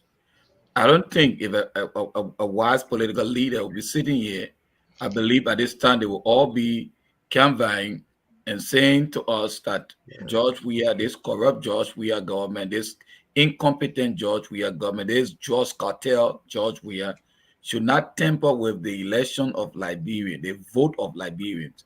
We are not violent people. Prince Johnson have actually become a peaceful man since he been after the war. Prince Johnson have never done anything that would determine that he's going back to war. The man been in the country all the time. He has actually pursued a good thing for the Liberian people, building university, helping the young people. He always preaching the message of peace. Prince Johnson is peaceful. He's not going back to war. But Prince Johnson is sending a alarm to this corrupt government that have seen the rhetoric on the war, and they know they're going to lose this election, so they want to develop strategy. And if Alexander Cummings is part of the CDC, we Liberian people will know why he's not talking. If George Weah think he can steal the election, I'll be honest with you, the Liberian people are not going to accept it. They will go on in the street. Even if they bring the huge military arsenal against the Liberian people, they're not going to win against the people. We are tired. The Liberian people are tired. Alexander Cummings must come and join with Joseph Parker to condemn the government, every plan to rig the election. I don't think you should be saying that quiet. It's not, but listen, where we are is a very critical juncture. We're not going to be joking here. Our future, our country have been hijacked by criminals. George Weah and his criminals. And we're not going to sit here for them to continue to perpetrate their criminal act for the next 6 years. Not going to happen. It's clear. It's transparent. If the election is done credibly, with no cheating, whoever wins will separate. But if they cheat, let me tell you, they will make Liberia ungovernable for them. We will come on the street. I'm telling you. So if Unity Party don't win, so then they cheat, right? I'm not saying. Listen to me. We So want the system. What outcome will make you think that the election was if free and fair? Alexander Cummings win fairly, was supporting. If Taran Gogo win fairly, was supporting. But we know. Now, I know that my ambassador going to win. No, listen. A comment here from respond to a comment here from the live feed. What about all the comments that you kept making? If President Weah won war, will bring war. What do you think about those? Are those political statements or political statement? Political statement. Yeket always say if. Listen to me. I know before you say what you want to say though. I'm actually stunned at your this is a Abia, this is a listen. you said, We may Bishop, have I will give you listen the to me. Listen to opportunity. me. Yeah, I will give you I the opportunity. I the will give you way the he opportunity. Bishop articulate Hagar, his point, the Bishop way he Hagar, articulate his point, I may Bishop not. Hagar, I will Yes. give you the opportunity. Let me finish. Never, I mean, from the day I was born up to this present, since I started knowing Prince Johnson, I have never heard someone describe Prince Johnson as a peaceful man until now. Until today, you say Prince Johnson is a peaceful man. Let me tell Those, you those, something. Listen, you is that always also a political statement? listen. Can I say something to you? Yeah, go ahead. You always look to people past. I am looking at the man repentance. Prince Johnson You became. Listen to me. said that very lightly, Bishop No, no. Hagar. Listen to me. Listen to me. It's not just Listen to looking me. at somebody past. It's a Listen. past that Listen to me. responsible for the death I'm of over not two hundred and judging fifty Prince thousand Johnson. Liberians. Derek, Yeah, go ahead. if I want to say to us right now, everybody gets skeleton in their closet. Right now, we're not going to look at the past. Prince Johnson now is a pastor. He's leading a peaceful life. I'm based on what he's doing right now. And since he been back after the war, Prince Johnson have not done anything that would threaten the peace of Liberia. He have never done so. Thank you. I'm sure you have a rebuttal, Mr. Mawolo. Look, the first thing is that the Unity Party really has nothing to say about anything. So they go around with all kind of frivolous accusation. Oh, coming a part of CDC because he don't talk. He didn't condemn when they condemn. How many things has Joseph Walker condemned in this country? How many things has he condemned? So when he come out with his childish rant, we should jump.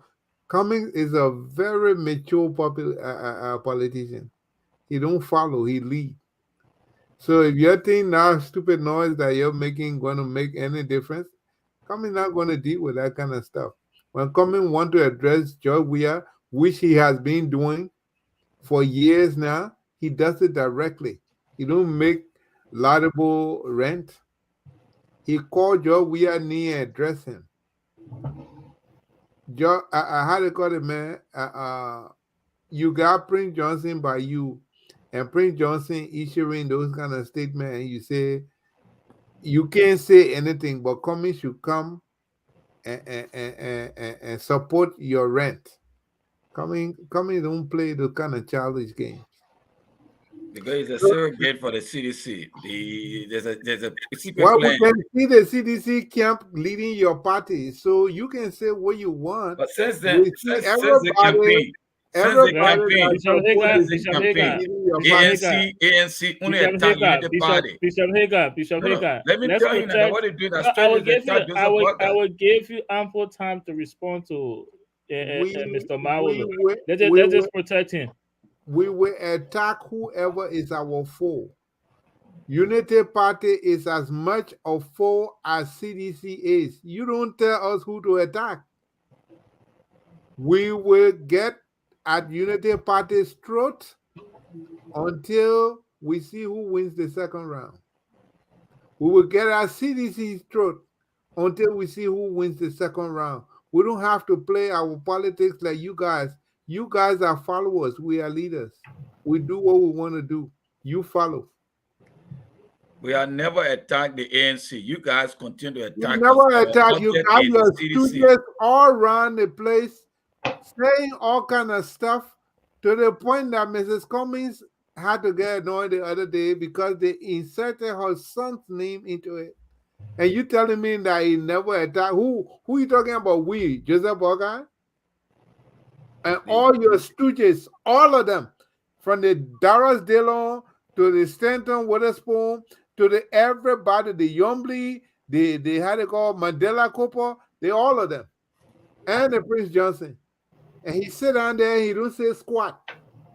And you got the nerve, you got the audacity to sit here in a public forum to say Cummings should come and say something because to hell with Unity Party. We really don't care. You are our enemy as much as CDC is. Okay. We're not your friend. We're not the same. Okay, good. Period. Get it All right. straight. Thank you very much, Mr. We are waiting on this, please. Well, the thing about it is that as I said earlier, in Liberia, we don't need anybody to police our thoughts or what we say unless we pose threat. Anyone pose a threat. But I believe in free speech. With respect to what CDC does or what the other party does, the electors will decide on the 10th of October.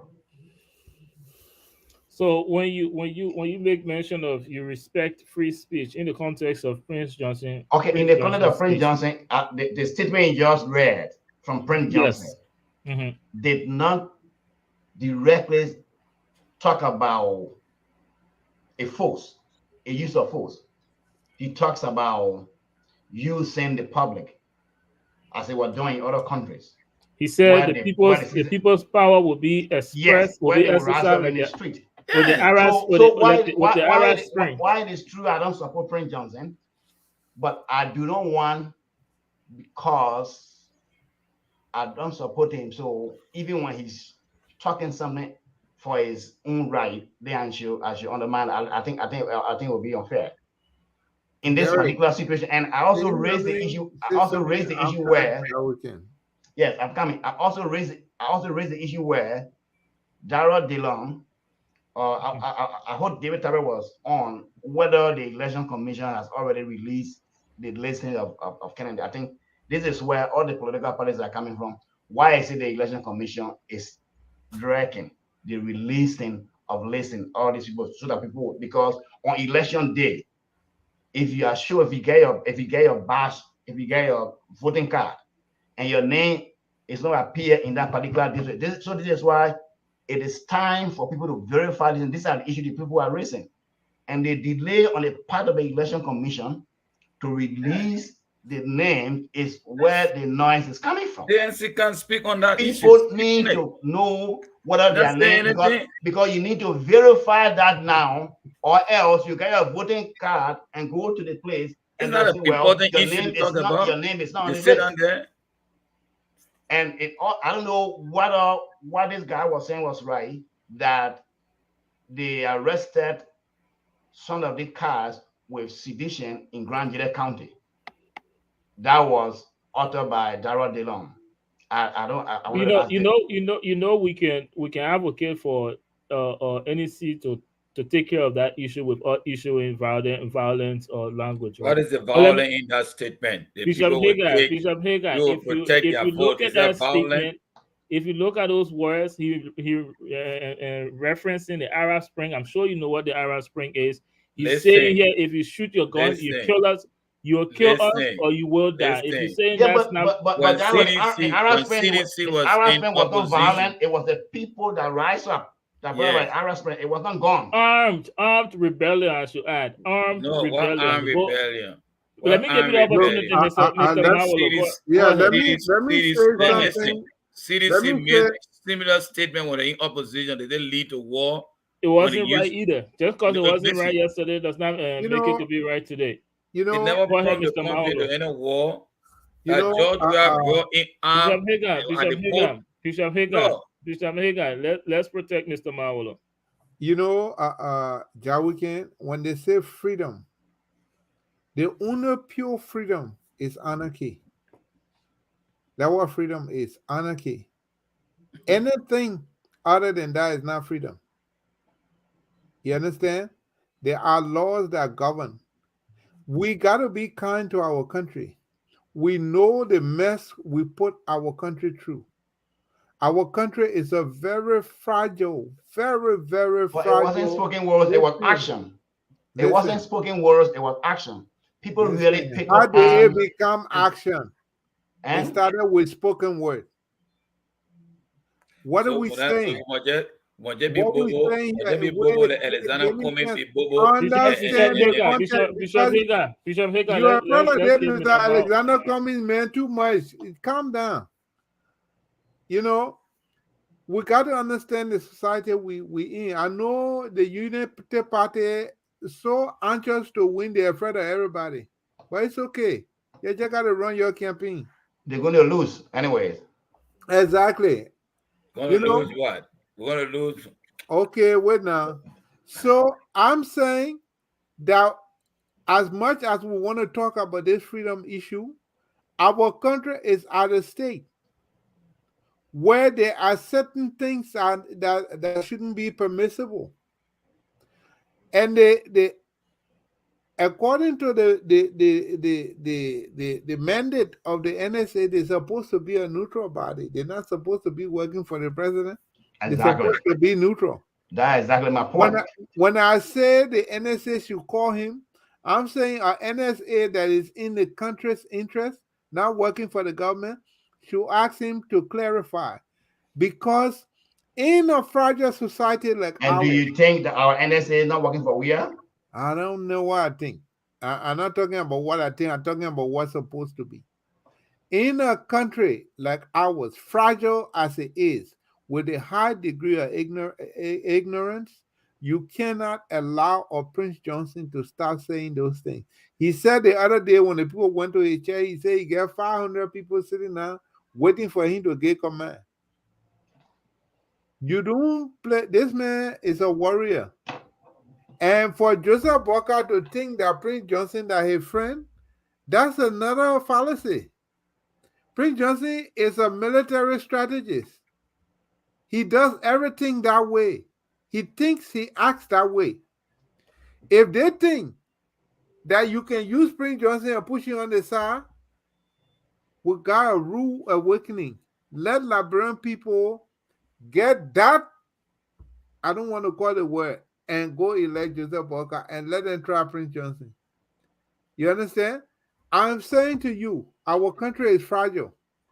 I'm saying to all of us, we got to be careful with the words that we use, with the emotion that we try to. I do not think Liberians are ready for war at this time. They will not allow anybody to bring war what in they're that ready country. for or what they're not ready for. If they're not ready for war, they will not be killing each other like they do. If they're not ready for war, they won't be doing ready the for things that war. they do. Were they ready for war the last time? Nobody can be ready Nobody for war. can be The last ready time they for never had war. experience. It's The last time they something never had that can experience. cause war. You know what started World War One? That was woman business. Well, anything can cause war. I do know that, but in All in the instant case Let of me ask Liberia, to be very honest, let me ask Mr. Mawolo, the spokesman for Alexander Cummings for the ANC tonight. We don't have ANC, my brother. Get straight with it. Okay, it's a CPP, whatever way you call it. CPP, right. Yep. Now, Mr. Mawolo, before the Liberian people, I want you to answer the question yes or no. Why? Do you prefer the CDC to remain power or the Unity Party to come to power? I prefer Alexander Cummings to take the reign of this country and change the lives of the Liberian people. If it left with CDC and Unity Party, what would be your choice? You don't get to ask the question on the show, Bishop Hager. Just give us. I already gave the answer. Give us. I don't know what you're trying to get here. Was the Unity Party and CDC? There's no difference. The both of them got equal crime. So what's the use of keeping any of them?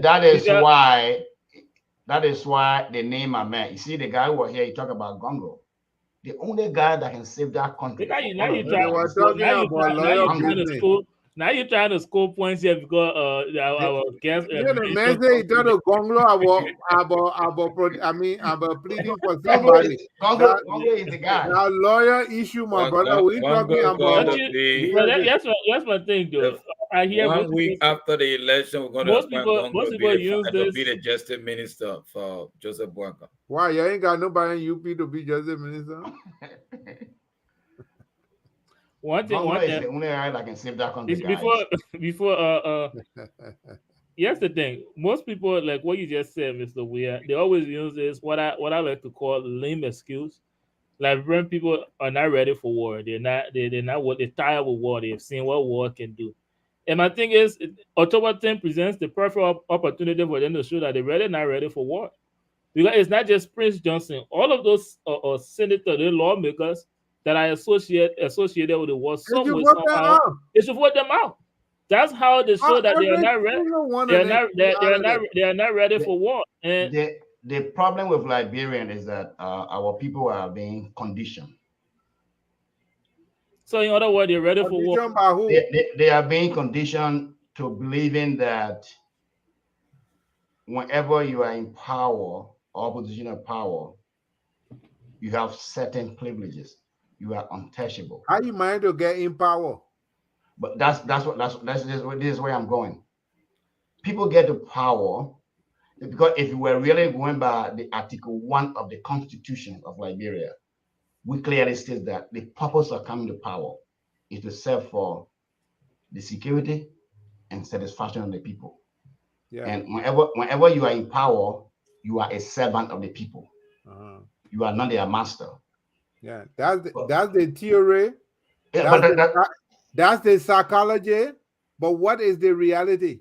But that's the point. So unless we realize that, unless we do away with worshiping our leaders, we should see them as our servants. They are accountable to us. Until we use that you said the people condition I ask you by whom? And you say the leadership. They are being conditioned by our government system, the structure we have in place of government. Who voted for the government? Say that again. Who voted for these people to become government? Them. Well, our people vote for the government. Okay, then there's a problem. Mr. Moderator, yes. Sorry, but I thought you were going to talk about the overwhelming. You're talking. We talk on Sunday. We talk about Unity Party campaign. You know. We have the next. That's what we're going to be talking about tonight. We have saw our what next, happened at the. You saw Bishop Hager. It never happened before in Liberian history. You saw the miracle. So the you Liberian people came up. Well, I believe in one. I don't believe in crowd. I believe in Bishop Hager. We talk about Unity Party campaign at length on the last episode. But again, you can use your time in our next discussion. We'll talk about political debate to do another campaign round for Unity Party. But for now, we are talking about that PYJ issuing threat, which you say it was a political statement. So we have exhausted the time. I'll give you guys one more round. We can take part in comments on this discussion, and then we can take a break and get into our next discussion. Let me start with you, Bishop Hager. Well, I want to use this opportunity to thank my Liberian people. What I saw this gone Sunday, Bishop Hager, PYJ threat. Listen, that's what we are speaking of. I'm going to come in with. You can't control my thought. What I want to say is that I don't want you to deviate. Do you really? I'm not deviating. Let me ask you a question though. Do you really believe that PYJ? Do you believe that PYJ is a peaceful man? Do you really believe that? Listen, let me land my thought. I think you can protect me. Go ahead. The overwhelming mobilization of the Liberian people demonstrated to us clearly that this is a one-round victory for Honorable Joseph Boakai. Based on what we saw on Sunday, Prince Johnson came on to give that press statement, say that it is not possible under no condition that CDC can win the election. So CDC, in fact, in their operation room, in their whatever strategy room, they were very much defeated. They saw, the rain that fell in Monrovia. The people came up massively. They never missed a second. People printed their own T-shirt. They went and seized the 2 containers that came for Joseph Boakai. The government seized. They never released the campaign material. People were printing their own T-shirt. Just to tell you how much the Liberian people are ready to vote this George Weah, the corrupt, incompetent, dual cartel government out of power, to bring in a decent man, an honorable man, a man that has served the Liberian people for over 40 years with impeccable record. A man who Joseph went to the Walker will plane and he take didn't even Liberia, say will hi to the rescue people. Liberia to another dimension. And Prince Johnson seeing the evidence on Sunday was forced to make that statement that listen, with what we are seeing, anybody that tried to cheat the election, it will not be easy for them. Thank you. Just a guesstimate, Bishop Hager. How many people you think came out on Sunday for your campaign launch? Maybe we'll talk about like 30 to 40,000 people. 30 to 40,000 on ATS. Despite the rain, Jerry. No, I'm asking you Like now. people are afraid of the rain. I'm Like people are asking afraid of you. the I'm rain. Like asking people you. don't go anywhere when it's raining. Those people walking in No, people water. no, Bishop Hager, I ask you a direct question. You said 30,000.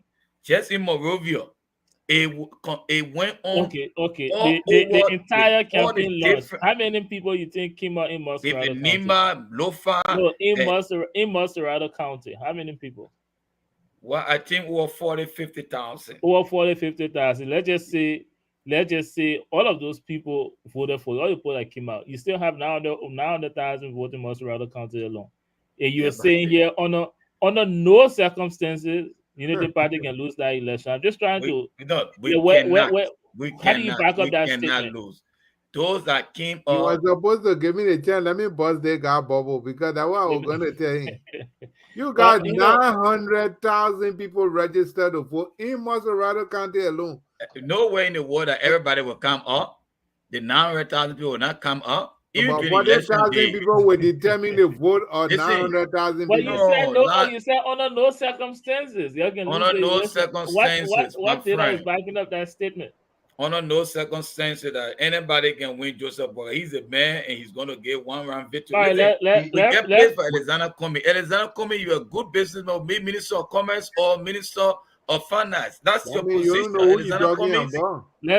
Let's protect Mr. Maolo. Go ahead.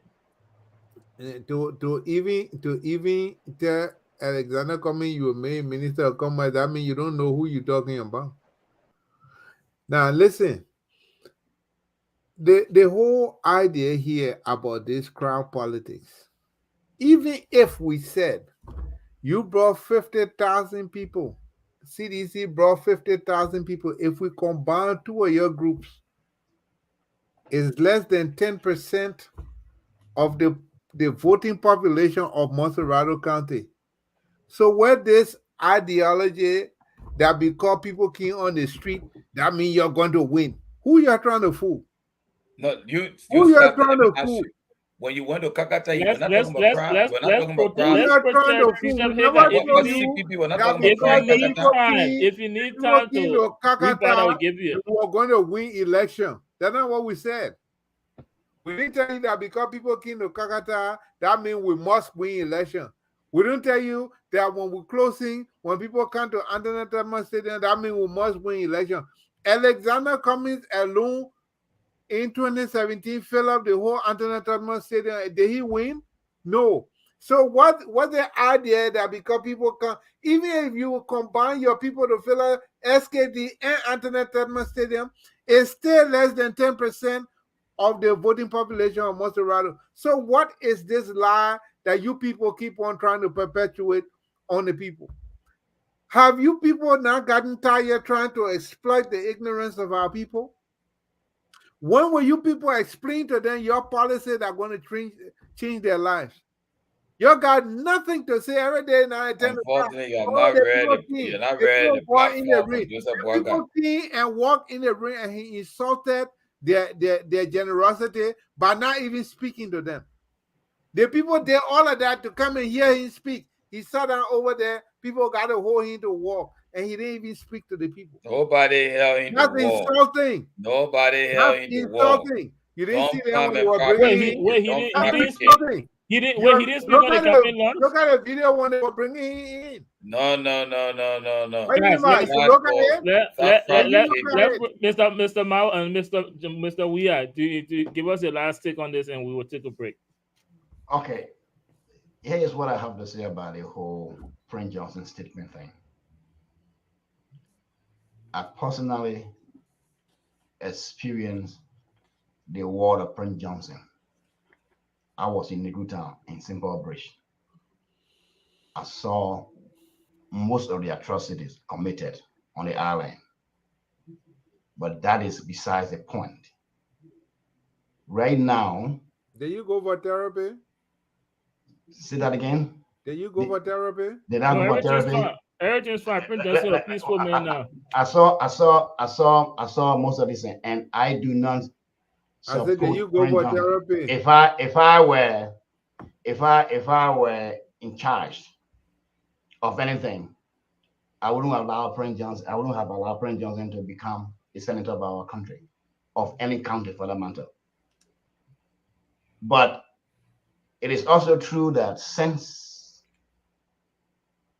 he became senator, all I have been seeing about him is issue threats. I haven't seen him really taking any actions. And I want for all Liberians to know that elections are not something to take so easily, because if you elect someone, that is the next 6 years of your life. Your life depends on these elections. I do not want you to vote for someone because of threat either. We should vote for people we trust. Voting for someone is like you are hiring them to work for you. You hire them to work for you. So on election day, think about who can I employ to work for me. That's how you should think about your vote. And that's what it's about. So we should not use violence as a means of winning. But it is also true that the government should be transparent. We should respect each other. There should be no violence. We should respect one another as well. We should protect. We should not bring insecurity for just mere utterances. That's my point here. That's what I have to say about this. Yes. Thank you But very much. that weekend, you say you only heard threat, right? You think if he were going to implement the threat, you think you were going to be sitting out here talking about what you only heard? Well, what I think what Prince Johnson does now is that Prince Johnson used in the past to put fear in people. That's why you need to stop him. This is That's the same reason Prince why he Johnson needs to that be stopped. Alexander Cumming wanted Prince Johnson to be with Prince him. Johnson is This is the That's same a, Prince that, Johnson that's because a, Prince lot- Johnson that's a lie you want to tell refused to be yourself. with Oh, him. who got Prince Johnson Guys, with him? we've So exhausted you the got time. been disingenuous. We You're have wanting we Prince Johnson have because you We want never a Nima. wanted Prince Johnson. We wanted You him with want the we Prince have Johnson Johnson was is negotiating with him. unreliable. They were negotiating with him because Prince Johnson never went on your side. Now he became guys, the if you're Prince Johnson watching was us, never needed on this our is side. Mr. Maolo, guys. We have exhausted the time for this segment and this Prince topic. Johnson So never went with for now, you. That's it. let's take Accept a your brief break. defeat from Prince Johnson. That's it. We will get right into our discussion, our political debates necessary. Why or why not? We'll have our panelists give you their take on that. If you're watching us, thank you for staying with us this far, and please make sure to share the program on your Facebook page. This is the Liberia Radio and Television Network. My name is Derek Yale, and I will see you after the break.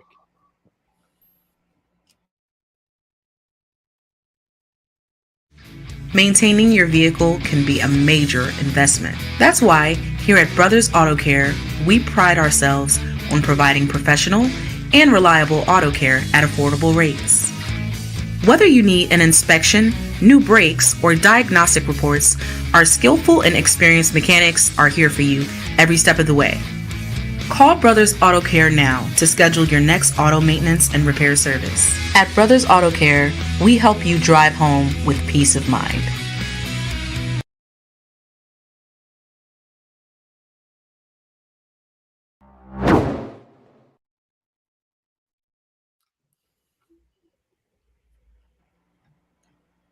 Welcome back, ladies and gentlemen, wherever you're joining us from. You're right back on the Liberia Radio and Television Network.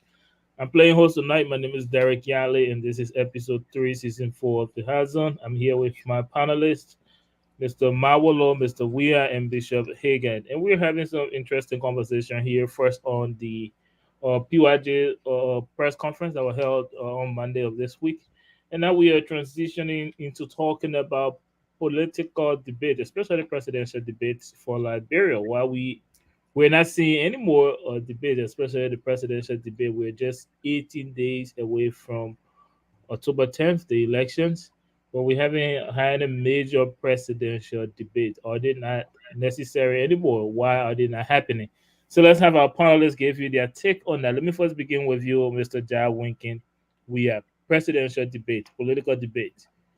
It seems like that is swaying away from our politics in Liberia. Why is that happening? Well, I think particularly the candidates who believe that they will win, they don't believe in debate. Moreover, most of them are not even competent to debate.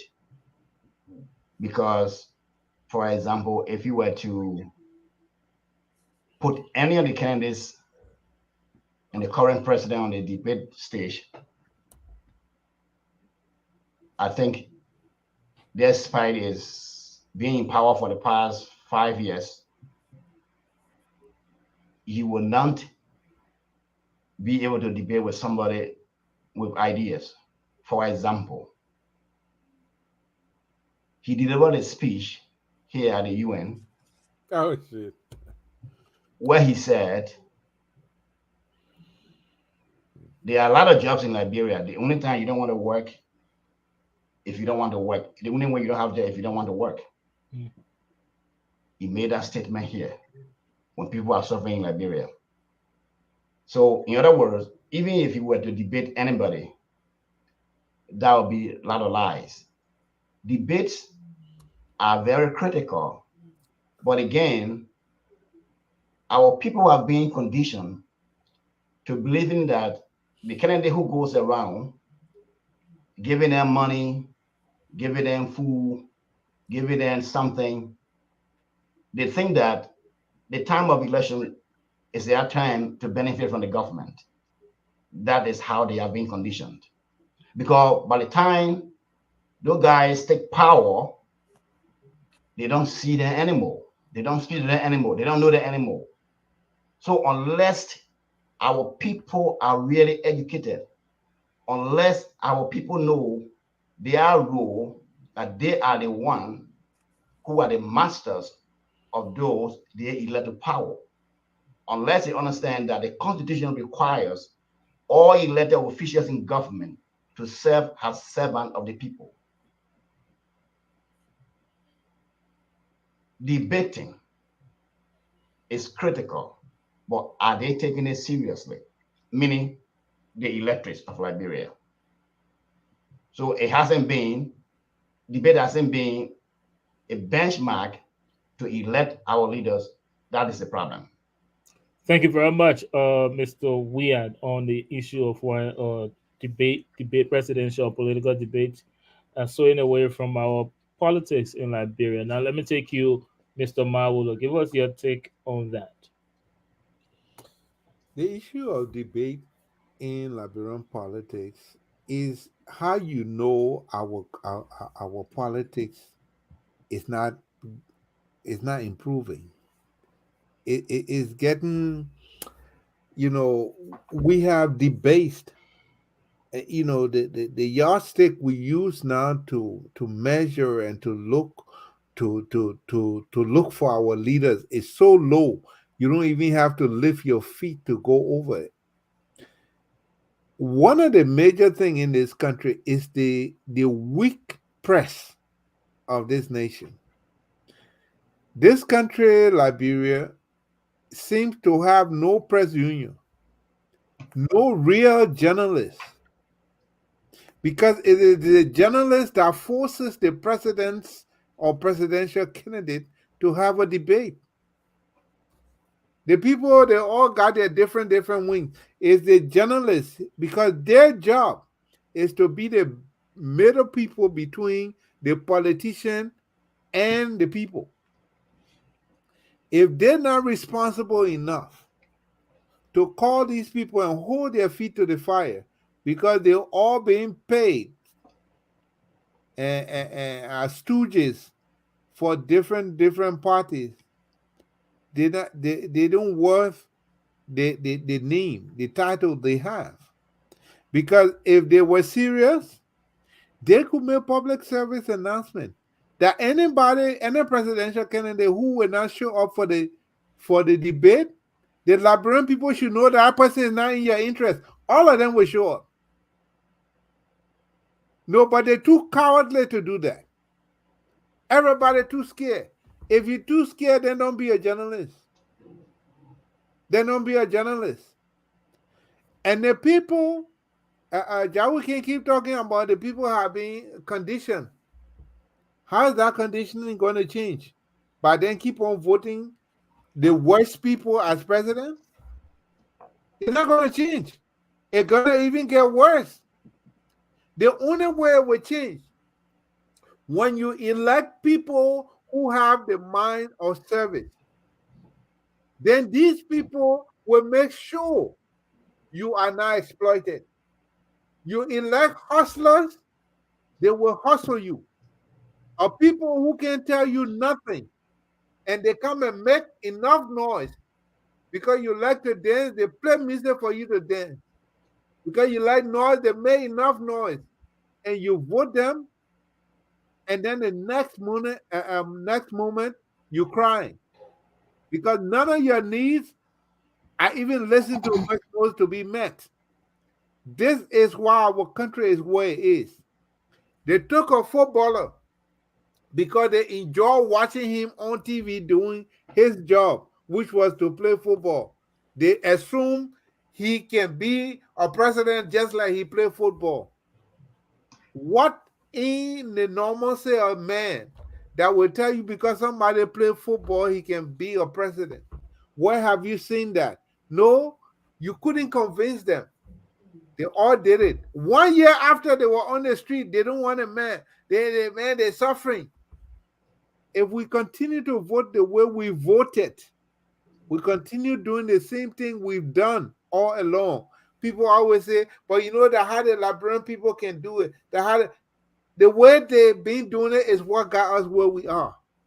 And if we want to change where we are and the condition we find ourselves because of our prolonged attitude, it's time we choose people who got reason to do the right thing for you. And stop playing around with these old hustlers who got nothing to do but government job. They got nothing else to do with their lives. Look at what they do when they're not in government. They sit down. They sit down. As soon as they say election, they're in it. I agree with you on that one. Thank These you. people got nothing to do with their life. If Liberia must change, CDC and UP shouldn't be in the discussion.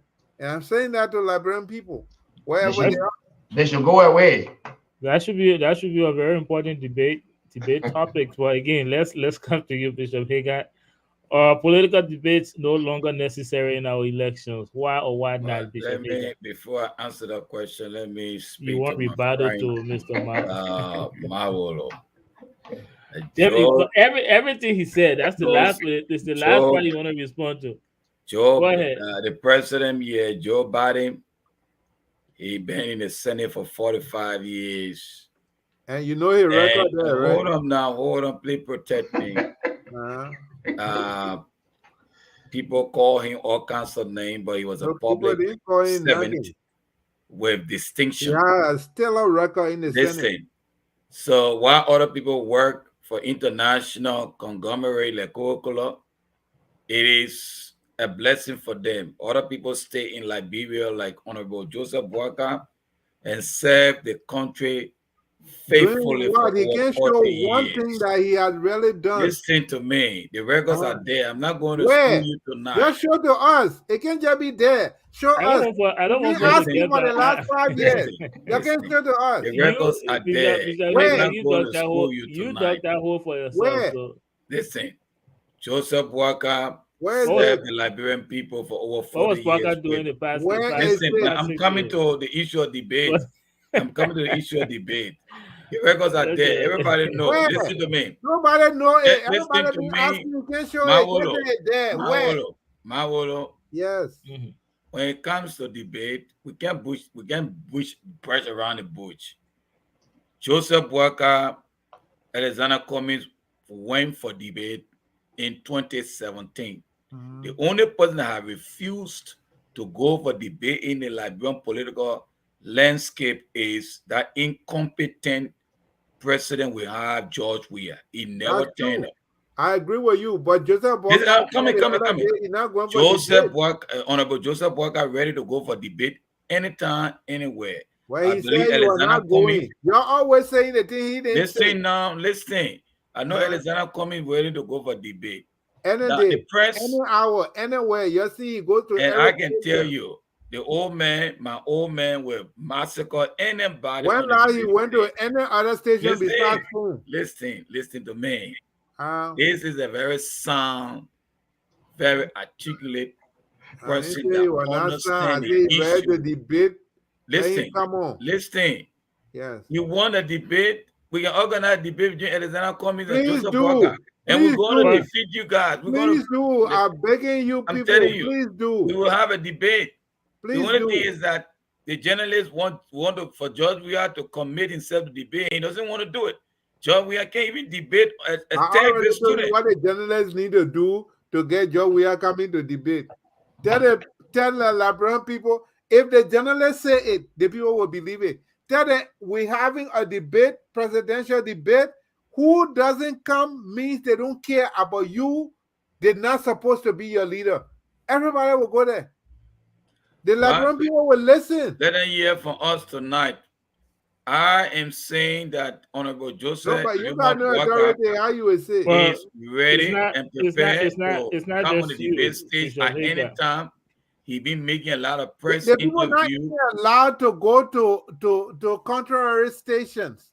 Any opposition station, they're afraid to go there. They stop their people from going there. Alexander Cummings have been to every one of the radio. He been interviewed so many times until the journalists got no more question to ask. When is Joseph Walker going to go? Gombo is always there as well. All the stations. Joseph Bwaga always go, my friend. Where? Not because, listen, Why all you the radio stations. imagine stuff? Listen, you may not like this man, but this man's What you are articulate. not liking? No. I'm more related to that man than you. That Okay. man is family to me. Okay, good. I'm saying he's incompetent to do the work right now. He's not incompetent. He has the experience. The Liberian people want him to lead, and he's going to lead this country. By being somewhere a long time ago, they got some Yuma generator Bwaga is people the who been in ambassador. government for Joseph Yuma 45 Bwaga years. is the next person He of got no Liberia. Whether you like it, experience running the you just got to government. deal with that. You got to deal with that. You got to deal with that. Deal with what? Joseph Yuma Bwaga on Ambassador Joseph. I will Come back. do it Listen to me. This man until is a October 10. competent person. Because after October 10, we're not here about him again. That will be the Okay, end good. of it. That was how many more days we have? Bishop Bill Vega. Greer, you say which bishops, which church bishop is this? You want to know? I'm speaking the truth. I think.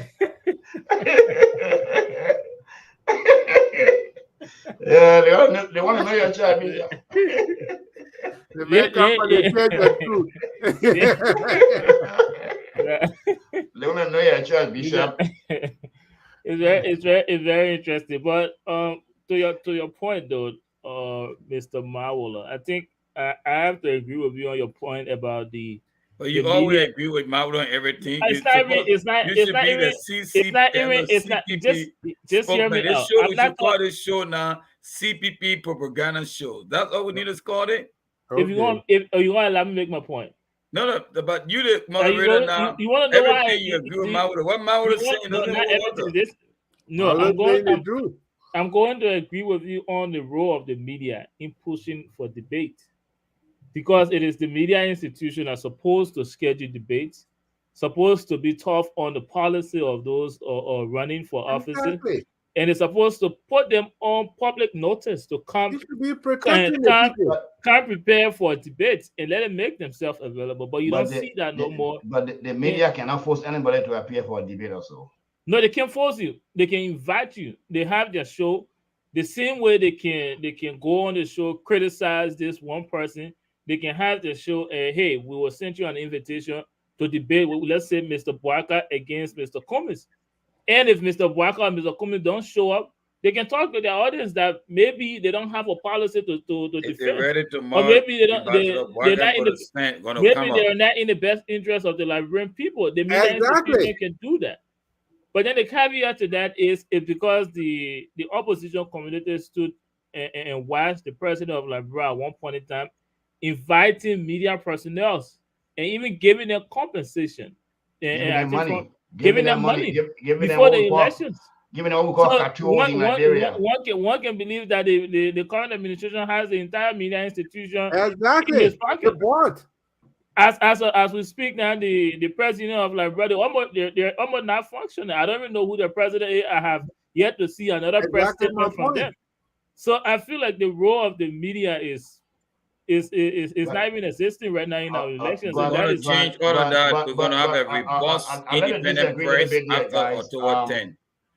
Ambassador go Joseph ahead, Human Mr. Go Boaga is ahead, committed Mr. to a robust, You want to independent drag Everything that us press not now? after. functioning, You he want being a drag part of us? it. You want drag us back into the Unity Party Everything that not discussion? functioning in our country, Joseph Boaga being a part of it. No. Let me answer the question. You Liberian people, you don't understand anything. When the government of Ellen Johnson Sirleaf left, those who are stakeholders like Bretton Woods, World Bank, IMF, all those multilateral contributors towards Liberia said that the government was one of the best government in Africa. Where you coming from? It can't call Joseph Human Boaga administration Best compared to what? compared to all the indicators. Let me Best ask you compared this. to what? Compared Bishop to Hagan, Rwanda, compared to Nigeria, compared to Ghana, compared to Sierra Leone, compared to Guinea, compared to what? Bishop Hagan. Yeah. I ask you, debate is about, and since we're talking about debate is about the candidate presenting their policy. Yes. If And they defending win it. and defended it. Yeah. Now, one, you speak for the Unity Party campaign team on this show. What policy does Unity Party have to defend if they were to show up for a debate? And what can the what? No, let me finish. Let me finish. That's Let me insulting. finish. That's No, I'm very sorry. insulting. I'm That sorry. is I'm sorry. insulting. I'm You have sorry. not I'm done sorry. due diligence. You have Allow not me. read. Allow I want me to to let you finish. know that if Allow you me. come on the Allow me show to here, finish. if Allow you me. come Bishop on the Don't Hagan. show fill up here, Boston. Let him listen, Bishop finish if you Hagan. talking. come Bishop on the Hagan. show, you Bishop should come Hagan. with information. You do your research. I'm not giving. And Listen to the other me. two Have you panelists read the here. platform of I Ambassador Joseph haven't. Human Boaga? And you now have the Have he opportunity. defended that platform? No, but for you to comment that Unity Party don't Have have a he platform is defended the insulting. platform? Bishop Hagan. You Bishop refusing Hagan. to go to meet the press. So how you will defend the I did platform? not make a statement that Unity Party do not have a policy or platform to defend. I'm asking, are you aware of it? Can you defend that? Can you defend that platform? And I'm also asking a question from the previous episode. They ask you what has Waka done? What can he say to the Liberian people that he did when he was vice president for 12 years? Can you give account of those things? Or even as a private citizen? Because those are questions you'll be asked at a debate. As a private citizen in the last 12 years, what foundation has he established that helped the Liberian people who can personally attest to Waka helping them? His 12 year or his year a private citizen doing the we are regime. Who can attest to that? Those are questions that he will have to answer. Can you answer those questions for him? I can answer the question. Go right ahead. Listen, I would say to the Liberian people, you see, when it comes to government, comes to administration, people just don't understand. Joseph Human Boaga served in administration Ellen Johnson Sirleaf. Liberia just came from war. We ended the war 2003. Liberia was at the lowest ebb. Our budget was less than 400 million. Before the Ellen Johnson Sirleaf government left the country, the budget was increased to 800 million. We cleared all Liberia debts. We went all over all the counties. We built hospitals, we built schools, we built market, farm to market rule. We improved the health sector. The records are there. What I'm saying to Liberian people is this, and I know people look at government from like a personal business.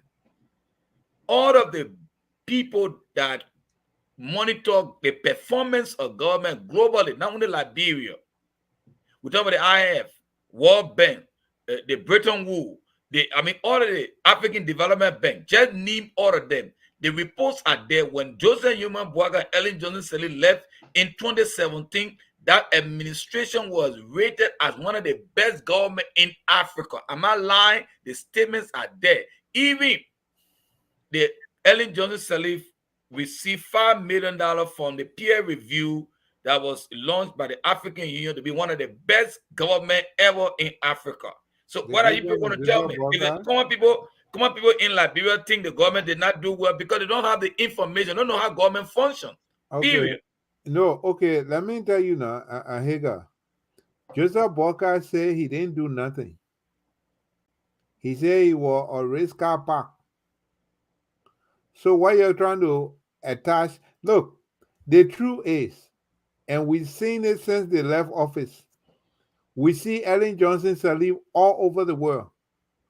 Ellen Johnson established a vibrant, what do you call it?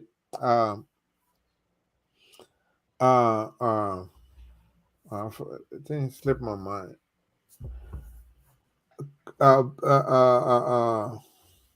Oh man, NGO. Yeah, it's not really an NGO. It's like a foundation, very vibrant, and she's all over the world. They're calling her everywhere to speak. What have you heard Joseph Boyka being called to a kindergarten school program to even speak there? Have you seen him go anywhere to do anything? Now, have you heard that Ellen Johnson Sirleaf? If this man was Ellen Johnson Sirleaf said if that this man was as Boyka is as the Ellen most Johnson prepared and Sirleaf, most qualified and competent. if this man was as Have you heard as that? Ellen Johnson Sirleaf, you won't have to be struggling to answer that question. It will be clear. It will be clear. Cummings retired from Coca-Cola 2016. Every year he goes around the world more than 10 times to make speeches, to have business meetings.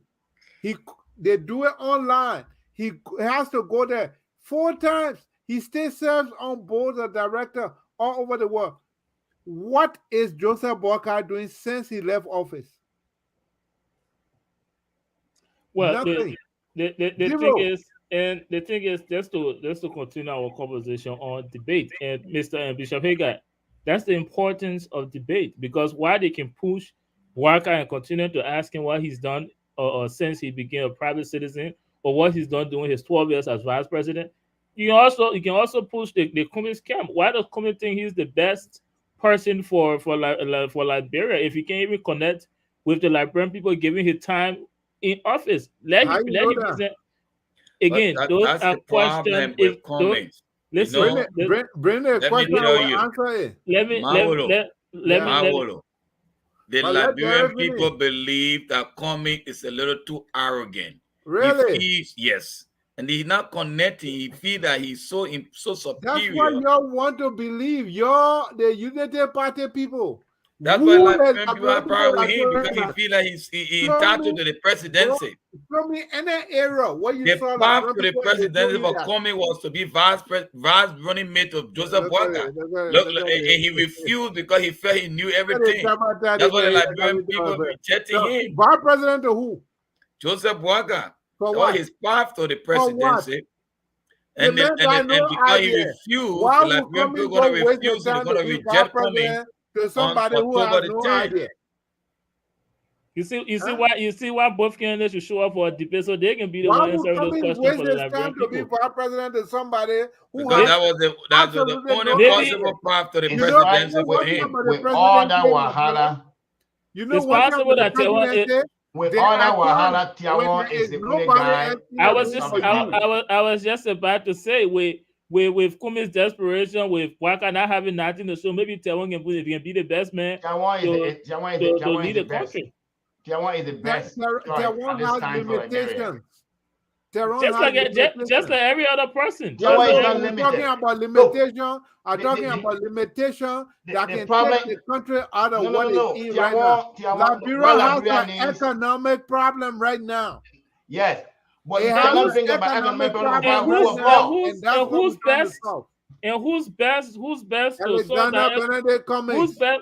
Who's best to The solve? best guy, My the thing best guy is, for Liberia you at this say, time is Mr. Chawon Mr. Gongo. Mawolo, The Mr. country is Mawolo, lawless. Mr. The Mawolo. country is lawless. The country is In your corrupt. word, you said Chawon LeBron has Gongo a. can be the right person to deal with corruption and lawlessness in our country. Mr. Without these two Mawolo, things, you Mr. cannot move Mawolo. forward. Yeah. You said in your word, LeBron has an economic problem. Yeah. And who's best to help solve that problem than a man who served under Ellen? But they're the one who caused the for problem. 12 years. Who has They're that the one who experience? caused the problem. How can he solve it? He been part of the problem. How can he solve it? He can argue that he wasn't in the leadership seat at that time. What problem? He can Part of argue. what problem? So the problem you're talking about. What problem? If he caused the problem, if he caused the problem, then why don't? 2017, what was the life standard of the Liberian people? Was it great? Oh, man. You are in a utopic mindset here tonight.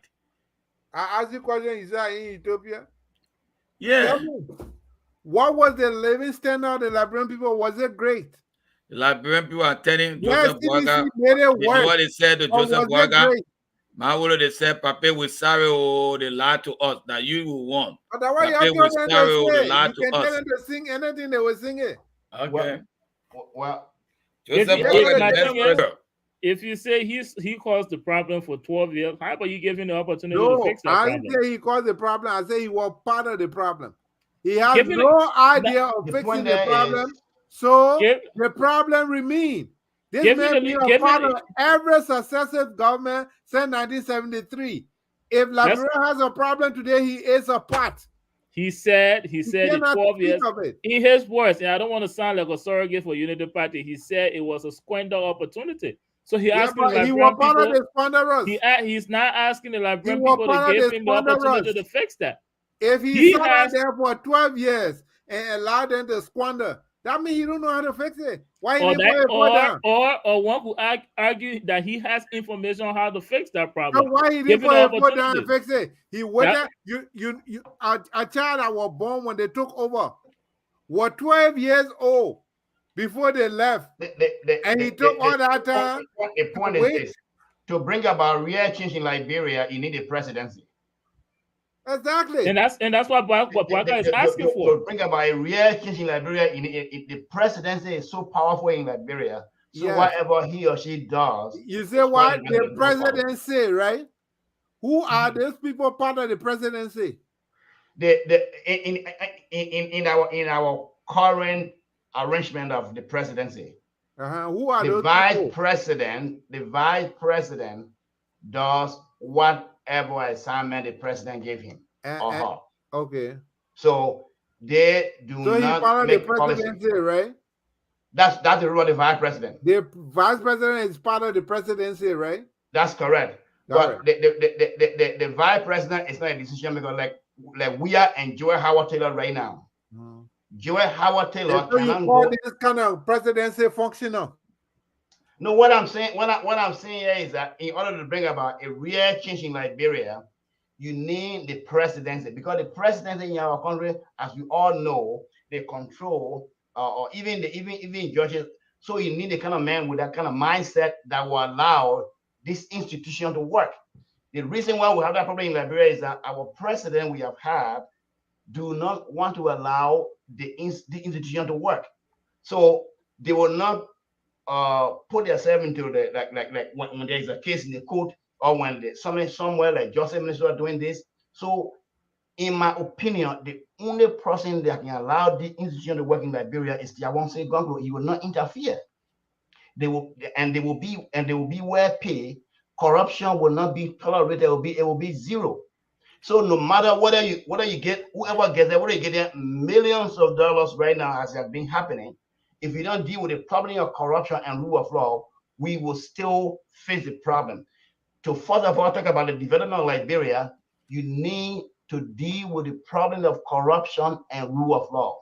In the absence of these two, there is nothing you can do about better governance in Liberia. Let me give you the opportunity, Bishop Hager, weigh in. What the Liberia is not ready. Tawan Gongolo, we like him. He's a good Liberian. He have demonstrated integrity. We respect him for that. As Joseph Yuma Boaga, Ambassador Joseph Yuma Boaga has served the country faithfully for the past 40 some years with integrity. When Joseph Yuma Boaga, Ambassador Joseph Yuma Boaga, make the statement that opportunity was squandered, he was not saying that it was mismanaged. There was learning process. Things opportunity to be much work on properly. We learned from the 12 years, and this time around we're coming with more vitality, we're coming with more vibrancy, because we already understand exactly where we are as a country. And the only person that have the competence, the understanding of how to solve this country problem is Ambassador Joseph Yuma Boaga. So the Liberian people are determined, they are focused, they're not going to allow any politician. Listen, Tawan Gongolo don't have the vote. We love him, he does not have the vote. I told you, I was How in do you know he Liberia. doesn't have the vote? The We are only silent person voters. that have the vote to unseat We got a silent majority. this incompetent government, this incompetent Sorry, I government, the don't know what only my computer person just went who off. has the vote to unseat this Wait, incompetent. what, This government is an embarrassment to us, man. People, this church, when I think about it, it's just an embarrassment. We get too much educated and some people in Liberia to have a bobo president. Look at the drug issue. With all the proliferation, my people, our young people are dying. This president have never said anything. Never. It's Bishop not the kind Hagar, of listen, Bishop man. Hagar, how would you respond to this argument? Some will argue that this election should be about change, and the Boaka ticket do not represent change, and they made that argument based on what you just said. Boaka said that his 12 years in office was squander opportunities, and you said that you guys have learned from that opportunity, and you want another chance to fix that. And frankly, they're arguing that Boaka and Senator Kuhn ticket does not represent change; it just represent the past. How would you respond to that? They don't represent the past. You see, It represents the past. I'm sorry if I no, misspoke. it doesn't. The best person to solve a problem is the person that identify the problem. What And about the one that Boaga who squandered the understand. opportunity? Alexander Cummings is new to government. He doesn't have he That may have the business knowledge. He may have the They asked you expertise. about your government, then he said it's not coming. Answer the question about the government that you are part I of. just answered the question. no, I said he quite understands frankly, the problem, and he's the one that have the solution in hands. if And that's what the Liberian people are going So to give the presidency. you if got you you understand the got a question, solution to the problem of spoiling things, right? I have the solution to the problem that I identify. I realized that we should have done more. Not that we did not do anything, but we should have done more. That's what Ambassador Boaga meant. Bishop Squander opportunity doesn't Y'all mean that keep on explaining things for him. Why you can't explain for Bishop himself? Bishop Hagar, let me ask you the question, but let me use this example. You as an employer, let's say you hire someone for 12 years, and at the end of the 12 years, asking them to make report, and they Yeah. can't show you anything that but they you can't paid. show you anything. No, that Let me let me don't let say they me can't show you let me anything. finish. Let me No, finish no, the they can't say question. they can't show you Let me. anything. This is the example. You don't know the example. I'm giving you a We hypothetical. were You don't know. indebted $2 billion. We I'm wiped out those asking debt. We Bishop brought in a Hagar. lot of money. My dear No, no, Joseph Boca had Bishop no Hagar. idea to do that. It was Ellen's Bishop Hagar. ingenuity. I'm asking you, giving an example. You do Let's not stop know lying the on the example. man. Let me finish. Let me finish with the example, and then you can respond the way you okay. desire. Okay. You All right. hire somebody for 12 years. At the end of the 12 years, you ask them for a report. They can't point to anything specific. First of all, they say the position for which you hire them is dormant. They don't have much power to do anything, and you pay them those 12 years. And also, they say they squander the opportunity, and then they're asking you to rehire them for them to take advantage of what they learned and the opportunity that is squandered to make the necessary adjustment. Now, I'm asking you as an employer, would you rehire them? Yeah, should we can rehire them. rehire them. On When I what? look at the experience that they have on the job, when I look at their credibility, I can rehire and get an opportunity. Listen to me. Can I say this to you people?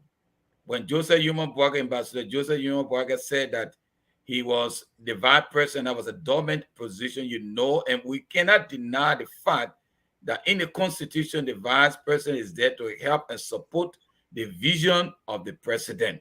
He has no power on his own. Did he help You and guys support cannot that deny. vision? Ellen Johnson Sirleaf was supported everything that she achieved, and nobody can deny Liberian people. I How can about the tell thing you. that she Listen to did? me. Let me tell you people. You Liberian people don't have the relevant information to evaluate a government. Get in some. Let me tell you something. If you guys think that Ellen did not do anything, I'm very sorry. This is the only government after the war that the international community. Listen to me. You can come up here and say what you want to say about Ellen. You can say ever, but this woman worked hard to bring Liberia on par with the community. Ellen campaign here. Listen to me. Listen to me. All of our international community, and Ellen have just said recently that Joseph Human Boaga, Ambassador Joseph Human Boaga, is the most competent person to lead this country. Why isn't she supporting him then? Now, okay, listen. Where did she say that? What she said. She said that. Where did she say that? Hold on now. You want me to come publish the newspaper? The interview. Where and what when? she's saying. She had an interview in the radio station. She said it. When? Joseph Human recently.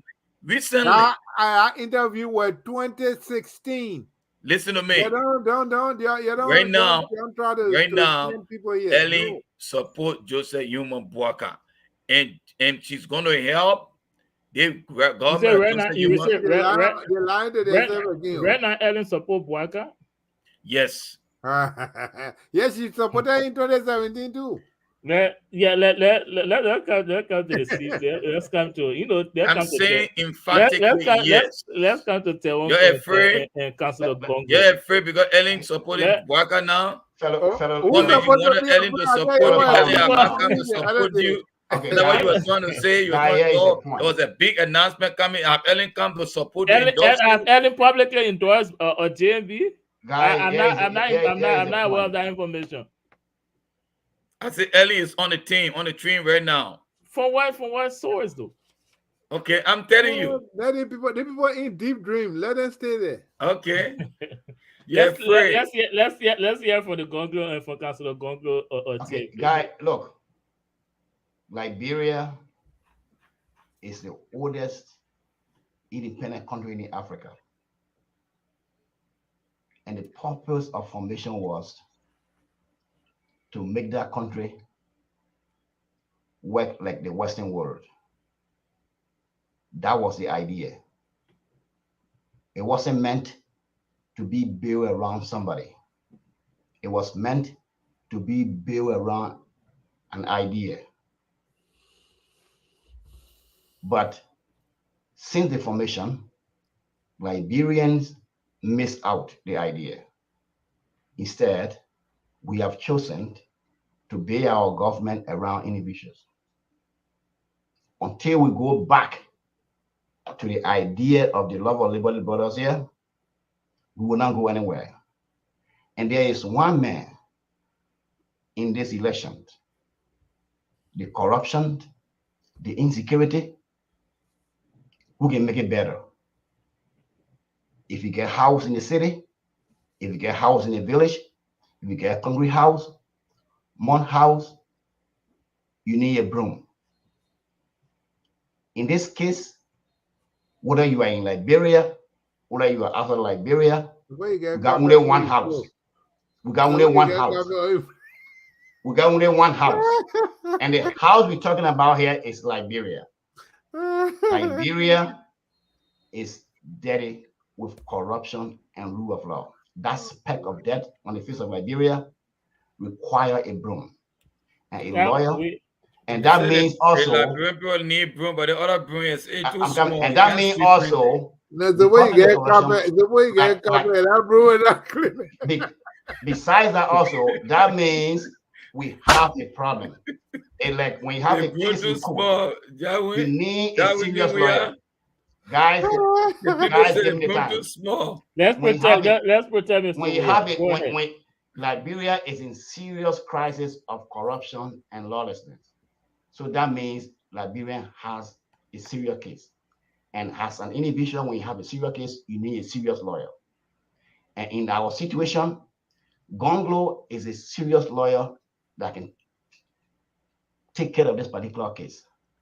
Okay. That is why he is the right person to bring about the real purpose of the formation of Liberia, so that all Liberians will be treated under the law. That means when he takes power, the police and the security forces in Liberia will have the power to arrest anybody no matter of their status in society, the rule of law. They have Moreover, the power right now, under Gonglo government, from A, B, C to 12 grade, I mean all government schools will be free. Pregnant women and all men, I mean anybody above 65 years old will get free stuff. That also means he is going to make sure that during Tobo regime, when we had public stations in all the 15 counties, it will be the same. That means that we're going to have the agriculture and development bank back to make sure that we got machinery so that we engage in the market and farming again. So that how many years he going to do all the things? 6 years. So the first 90 days. So what I'm saying is that what you need to do is you have to make the structure works. The problem in Liberia is a structural problem. It's not about an individual. Gonglo will not do it. But when people have the power, when people have something to compete for, they will fight for it. For example, if the Liberian government were to announce today that they got $20 million somewhere, they need a group of students, they need about 100 doctors, whatsoever, they will be sponsored, but they need people to compete, they will compete. We need to end the patronage system of governance in Liberia, where the government goes around, distribute money, vendor goes around, distribute money. We want to make sure under Gonglo that everybody fight for, have equal fighting chance to empower themselves. That's why Gonglo is running. That is why Gonglo is the best in this country to become the next president. What is Gonglo going to do about unemployment? That's what I'm saying. Gonglo is going to make sure there will be a structural reform that will create opportunities. You see, everybody talks about the international community. The international community, including the United States, they don't get permanent friends. They believe in rule of law and structure. Once they know that you are a kind of person who is transparent and operate on structure, they're going to support that. But you, first of all, if you say you want to build electricity, for example, in Liberia, the government has to make the plan and say, this is how much we get. We're going to go about that. And that's what Gonglo intends to do with the involvement of all the 134 administrative districts participating. They'll be at a table. Well, Mr. Weah, how do you respond to your co-panelist that said one, Gonglo do not have the numbers, and secondly, Gonglo has his limitation? How do you respond to that? Can you hear me? The man, the question too hard for the man, so the man microphone froze. Look, let me say this. Okay, what I can say is this. He's back. Gonglo has the numbers. We are the silent supporters. We are the silent majority. We are doing door-to-door campaigning, and we are also doing radio ads in Liberia. People are listening to the radio ads. I want to do who call the ads in Liberia. I need to play some of them here. I wrote the ads, I wrote some scripts in skits and all this, and we play all of this things. I use some of my skills to see how best we can do to make Gonglo come to power. People will be surprised. Gonglo will be the next president of Liberia come October 10, 2023. Thank you very much. I got a quick question. Gonglo and Cummins in the second round. Who you voting for? If Gongro and Cummings get in the second round, I wish that is a nightmare, but I will. I will respond. It's possible though. It's possible. I'm asking. We Yeah, we are on the ground. Seriously, people overlooking us. We are going from listen, village to village, door to door. those are two wonderful Liberians. I always I say on the ask show. you a quick question. Listen to me. I'm not asking I'm not like to, the CPP people that always attack my old man. I'm not going to saying do that. Conclose and Cummings in the second round. Who you going behind? Who you supporting? Sorry, Gongro man. I would take Alexander Cummings in the second round if they ever came to that. And I said to Gongolo when I met him at the City Hall year, I spoke to him personally. Somehow Alexander Cummings has friends that would be sympathetic. We need, in the first 1 year of any government, we need some real goodwill, people to come in with some budgetary support. Because the honeymoon for any government after the election will be at least 3 months. If things are not seen to be improving immediately, the political capital will diminish. People will start to complain. And I believe that Alexander Cummings in the second round with Gongoro will have the edge because he will have commanded some goodwill or some direct, not too much condition money. Because before you go to IMF and all the other stuff, there are a lot of condition attached. But you have people that can send in some money directly to support the budget. That's why Joseph Boaga is the best candidate, because within the first 90 days, Joseph Boaga gets some other kind of friend. We do have. That's what I just told you guys. We do have a lot. A lot. And I'm telling you, we're on the ground here. A lot of resources. From the level of the U.S., we're speaking for the U.S. here. We know. I'm not going to release our information to you people. But you've been releasing it. You say, you get plenty. Time check is 10:53. We're not like the CDC government that have no direct investment coming. They're just there stealing the people money. We're not going to do that. Guys, we're going to bring in new money. We have exhausted all of the time for this segment. Let's take a very brief break. When we come back, we'll bring you the icebreaker right, and then we will have the closing remark from our panelists. And thank you again for joining us, all of you in the audience. This is the Liberia Radio and Television Network, and this is episode 3, season 4 of the Hot Zone. My name is Derek Yanley, and I'm here with my co-host, Mr. David Takwe, and my team of panelists, Mr. Wia and Mr. Mawolo. But let's take a very brief break. When we come back, we will bring you our in the dark zone, not the hot zone. Hey there. Many Liberians are members of social clubs, 501c NGOs, and school alumni. Many Liberians are trying to open their own 501c NGOs, home care agencies, and social clubs. Does your organization have a professional website? Does your web platform have the right wording and content to attract grants? Hopefully you're not running your organization only through social media. There's a more professional route. You need an online space where you can craft a positive message about your organization, making your home health agency more credible, which will increase your chances to receive grants.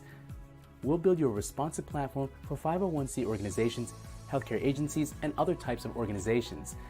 We'll provide you with full website maintenance, membership sign-in, private charts, Facebook and WhatsApp integration, live video feed for all your meetings and special occasions, a dashboard for members to see all the activities, and email and text auto reminders for meetings. We'll build with donors and 501cs in mind, and will help you solicit grants and automatic membership due collections. Building you this amazing platform will only be a membership fee of $19 a month. Call or email us now. Let's upgrade your website. Home health agencies and small businesses, you owe it to your company to project the best image possible, and we can make it happen. Visit www.tiamit.com or call 215-966-8679. Ask for Tommy.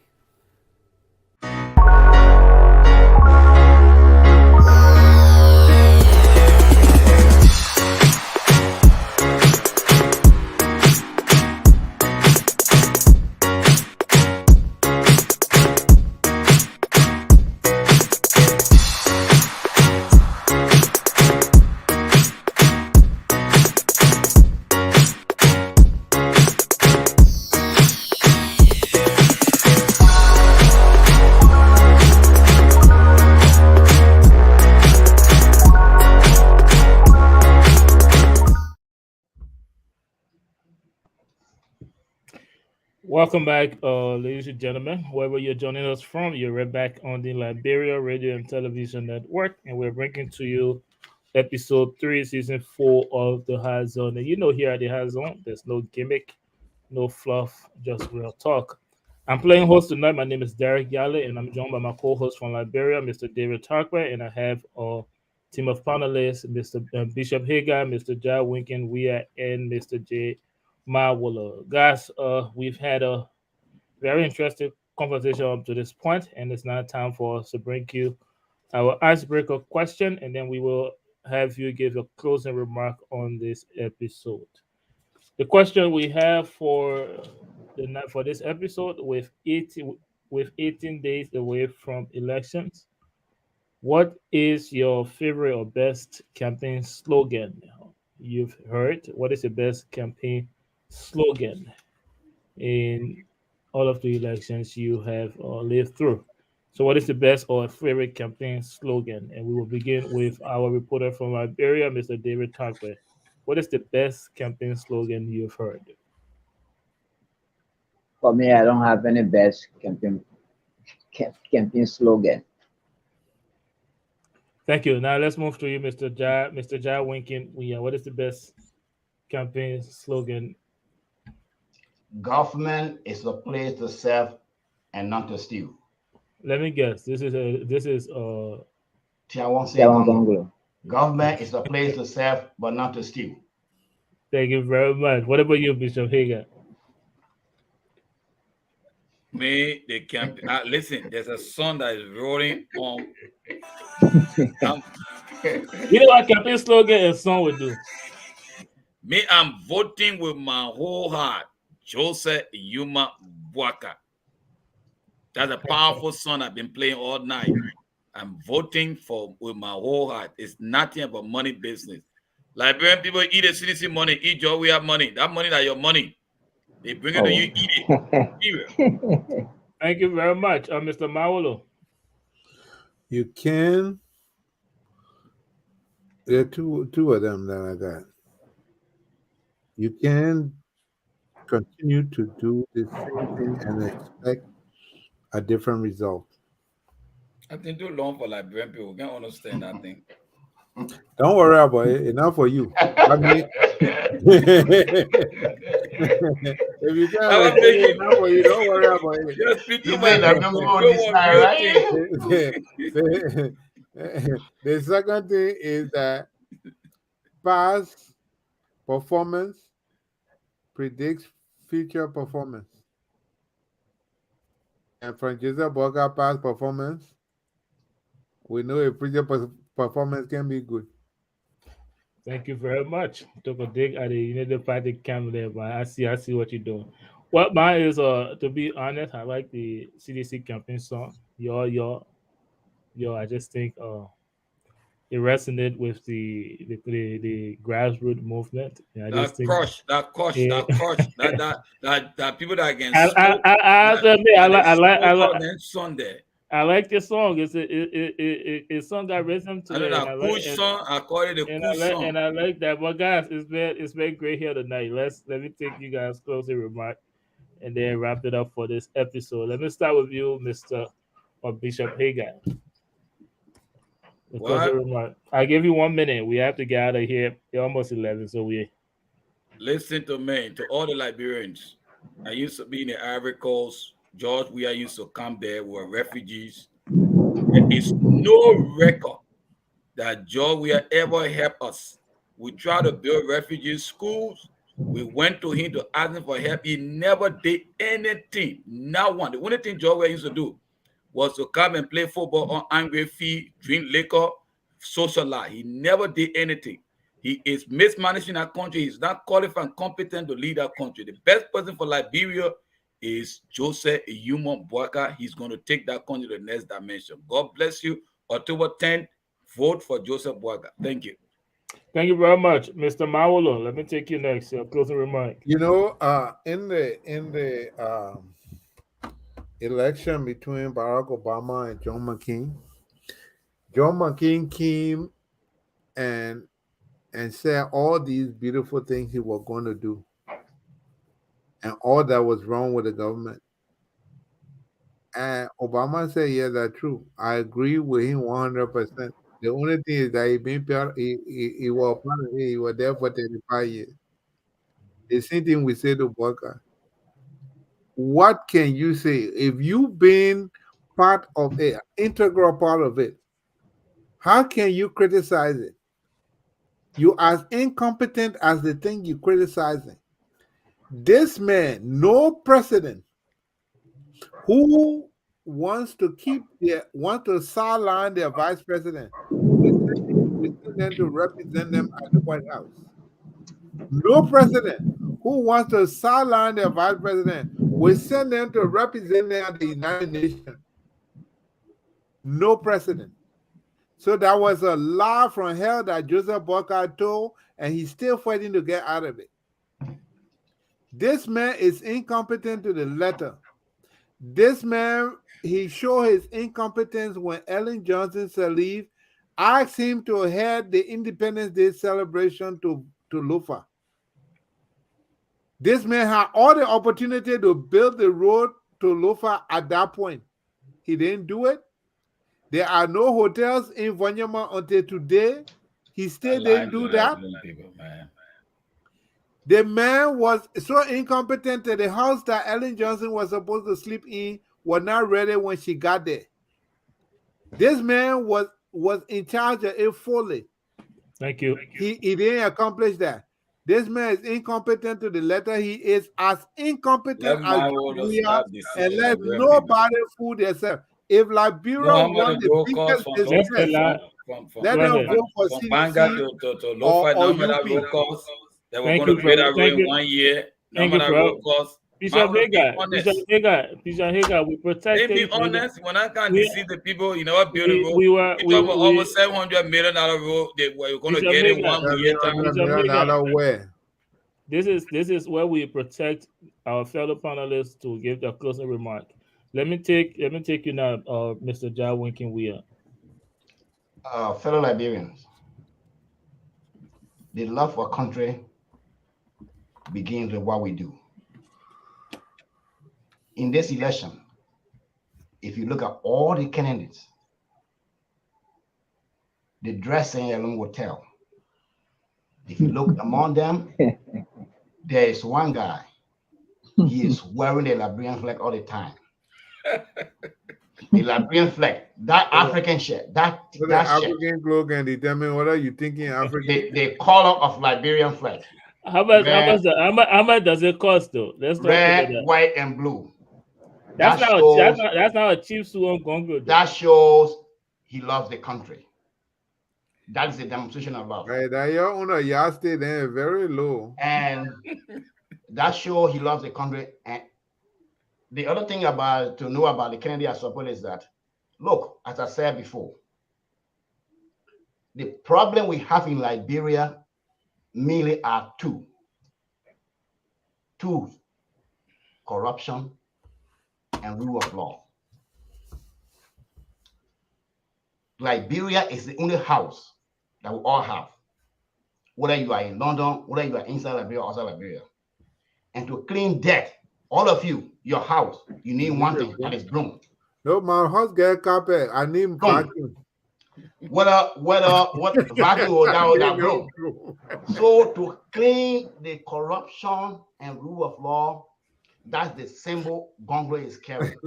He wants for all of you to be a broom bearers. And you're going to make sure that the flag of Liberia, the color of Liberia, whatever you do, whether you are a super or not, you'll be proud of your country. And the purpose of being proud is to carry your color. That's why Gonglo is wearing that or the flag shirt all the time that is African. And he also empowering Africans that are making that clothes that people are wearing. Okay. He's not buying them. They are made in Liberia. Do piece of cloth going they are made in Liberia. To call all matters short, my fellow Liberians, the future is not on your side. This is the last time for the next 6 years. Gonglo is the guy. Don't listen to the noises in the street. Don't listen to the crowd, but vote for your future. Gonglo has your future. Thank you. Thank you very much, Mr. Ja Winkin. We are. Just a quick question. How much does suit cost? The like Broflex or the Now like that's good. I Broflex? just sharing.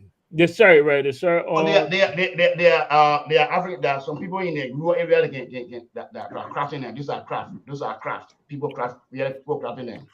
So you don't think they share? How many again? Oh, plenty. They might get plenty of them. Plenty. And when he wins, that color will make money. When he wins, most people let him spend that way. Yes. If you start making money now, why would never see you wear one? You Joe again. Why would never see you wear one yet? No, if I go to I'll be wearing one. Yes. So that's a symbol. No, but you supposed to start here. That's a symbol of patriotism, guys. I'll send my own. Last squad. Joe, we had in a way every day and steal from the government. No. Jawia is different, man. Guys, it's just a flaw. Let me tell you, Liberia problem is economic. Economic need.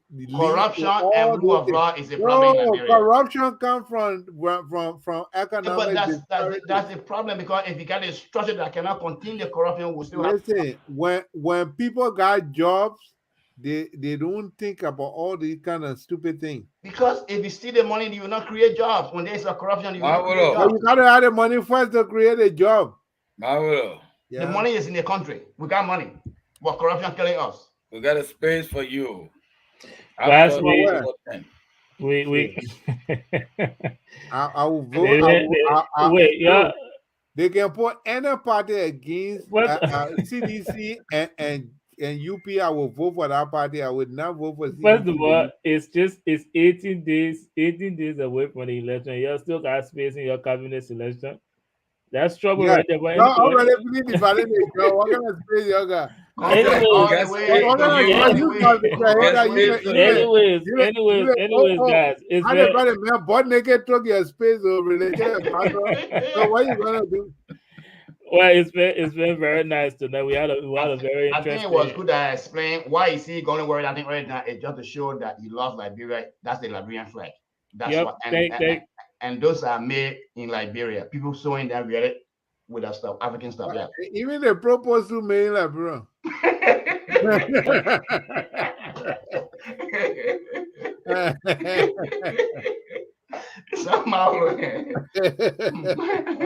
Thank you very much, guys. It's been a very, very interesting conversation. And before I draw the curtain to this one, let me just make this brief announcement that the Liberia Radio and Television Network will be covering the Philly Fashion Week on the 24th of this month, as you see over there. So Sibora brand will help stands to help women embrace their confidence, boldness, elegance, inspiration, culture through unique eye-catching clothing. So we had a guest. Designers. What are they designing? Are they using which material? We had a guest here to talk about it, but unfortunately the connections will not allow us to do that. So we just wanted to announce to our audience that Liberia Radio and Television Network will be there to bring you live coverage of the Philly Fashion Weekend. Other than that, guys, it's been a great night. We will like to thank those of you in the audience that wherever you're watching us from. We will be back here next week, same time, and we will bring you another beautiful conversation surrounding Liberia politics. But again, guys, it's been great. Bishop Hager, Mr. Maolo, Mr. Jai Winkin-Wea. It's been an awesome conversation here tonight. So thank you guys so much for always embracing this platform. You know that you are part of the family after this election.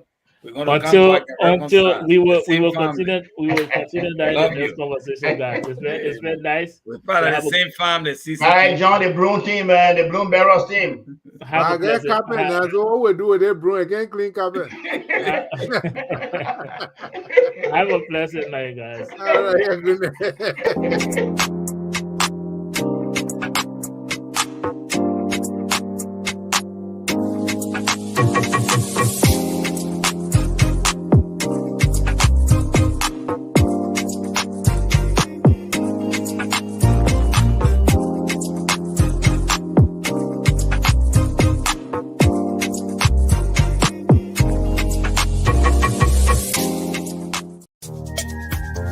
madness. Flex speak out of song. Yeah, I got money that's sunny. I'm a boy down to see so on Friday. Born anything in the world can make me to laugh. When I look at my country, I laugh. When I look at Jimmy, I laugh. When I look at story, I laugh. I can laugh at a hero. I can laugh at a Batman. I can laugh at a zero. I can laugh at a gamin. Kiki, I just laugh. Kiki, I just laugh. Kiki, I just laugh. Kiki, I just laugh. Kiki, I just laugh. Kiki, I just laugh. Kiki, I just laugh. Kiki, I just laugh. Kiki, I just laugh. Can't see love me going all taking breath. She know English, she know math. She not able to draw common graph. And I asked she just end up. She spent 12 years in UL, fan row, fin up. And the man said she go away. Tell her say I ain't inclined not to learn but to dry. But the teacher can say it. She not talking in tired, she stay acting high. I will take pay on more when they pay I will pass and stay to my one hand. Over Jonah can make me to laugh by he paying good money, don't take off my blast. That's in that can make me to laugh when they eat a golfer when they're not in them jazz. People funny next zero. I thought for joke yeah, but they tell you not zero. Kiki, I just laugh. Kiki, I just laugh. Kiki.